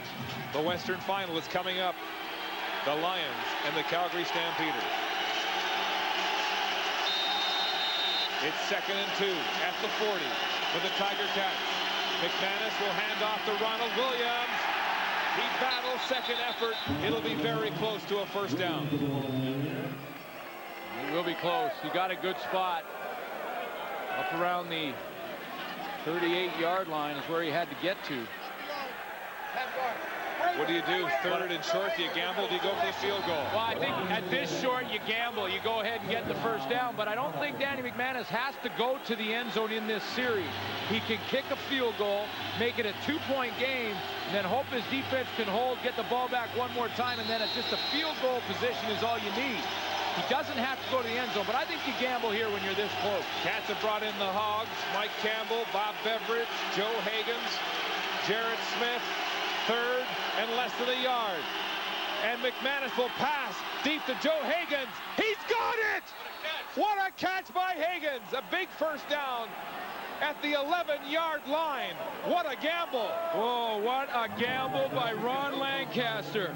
With inches to go, they elect to throw the football, and Higgins was not open. And it was Barron Miles, 2 interceptions already, running down to catch up to Higgins. He's not open. What a catch he makes to jump over Barron Miles with the pressure on him. 3rd down. Joe Higgins, who's played quarterback and running back and receiver in college, but linebacker today, and makes a big catch as a receiver.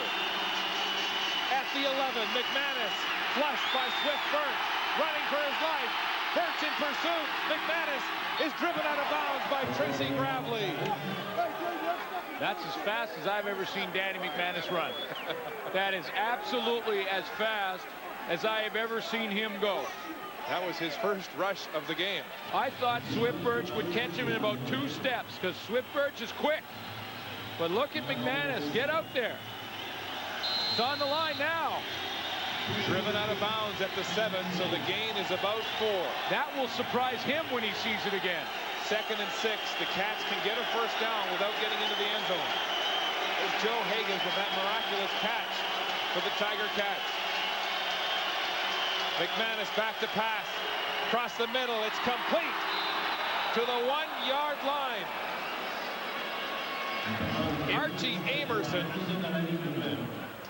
holding on in traffic. Well, it may be enough for the first down.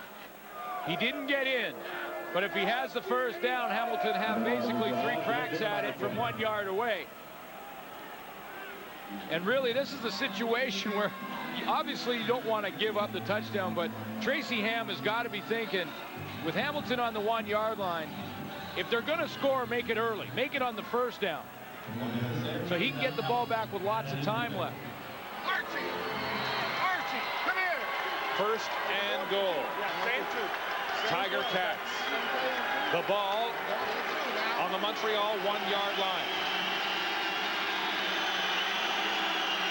3-man backfield. McManus hands off, right side, touchdown. Ronald Williams puts the Tiger Cats in the lead. Now Ron Lancaster will go for 2. It's 27-26 right now, 1-point game. A single point right now doesn't help. If they get the 2, a field goal by Montreal ties the football game. So he will go for 2 in this instance right here. 27-26. Tiger Cats. They've already got 1 2-point conversion in this game to tie it at 18 earlier. McManus at quarterback. Lancaster exhaling on the Hamilton sideline. 3rd touchdown of the game for Ronald Williams. Here's McManus to pass into the end zone. No good. Looking for Mike Morielli. That's big. Tracy Ham now has the game in his hands. 1:37 left. He only needs field goal range to win the ball game. Had McManus completed that pass for the 2-point convert, field goal range would have tied it. So McManus helping to drive the Tiger Cats into the lead, but it's a precarious lead at best. 1 point with 1:37 to go as Williams rambles into the end zone with his 3rd touchdown of the game. They all look the same, too. Right down on the doorstep, Ron Williams pretty much walked in on all 3. He's running right off tackle. If you're a Montreal fan, the good news is for your team, there's still plenty of time for Tracy Ham to move this team into field goal position. Terry Baker has completed 77% of his field goals, longest 55. The game is in Tracy Ham's hands right now, and you know what? That's the way he wants it. Here's the kickoff. At the 19, it's Haskins. Hit hard. Kyle Walters, the first to make contact on special teams, but a 13-yard return for Thomas Haskins. The difference between great football players and the best ever and Hall of Famers is when the game is on the line, the Hall of Famers want the football in their hands. Ron Williams had his turn. Tracy Ham now has his turn. And that future Hall of Famer would not have written it up any differently. With the game on the line, give me a chance to win it. Ham looking confident. Back to pass.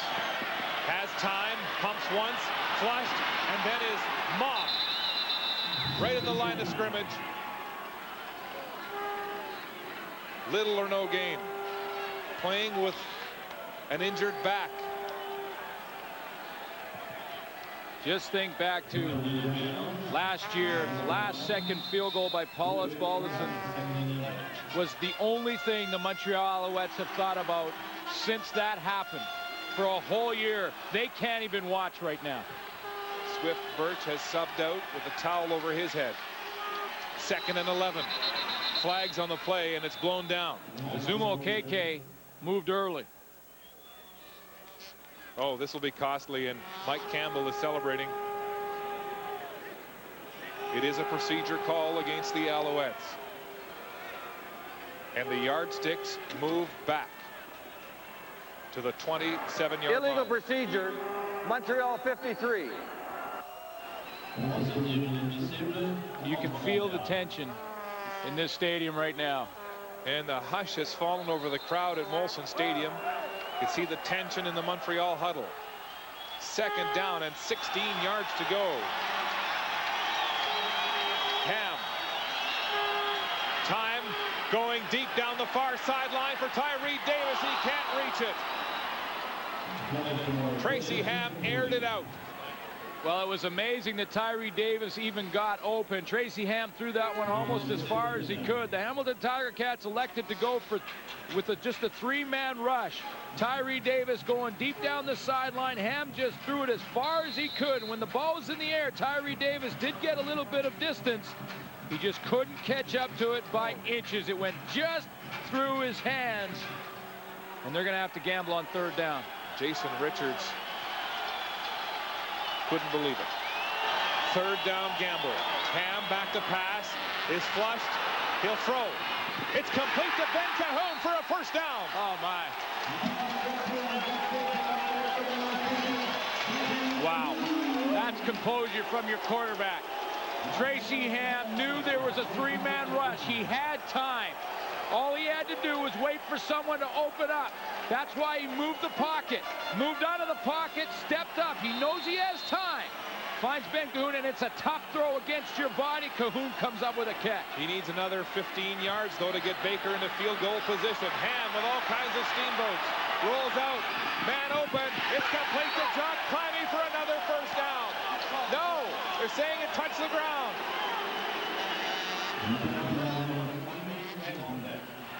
It will be ruled incomplete. Climby thought he had it. Well, Ham had a ton of time back there, but no one was open down the field. Hamilton, the secondary, did a nice job in coverage. Did this touch the ground? Tough to tell from that angle. You can see he didn't have control. It was in his knees. Whoa, hard to tell. But it's ruled incomplete, so it's 2nd and 10 Montreal. They've got to get across the 50 if the Tiger Cats to be in range. It's too high for Mike Pringle. He was open. Oh, my goodness. That was the first bad pass from Tracy Ham all game.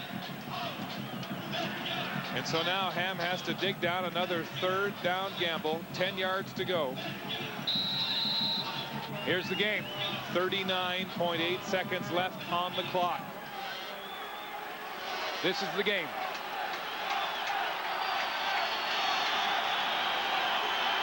Third and 10. Ham in the shotgun. Pressure down the middle. It's no good and nearly intercepted. Chris Schelling was the closest player to it, and Taft has just seen the season perhaps lie in ruins. 34.2 seconds to go in the game. Joe Higgins on 3rd and inches catches the ball for the Hamilton Tiger Cats over top of Barron Miles.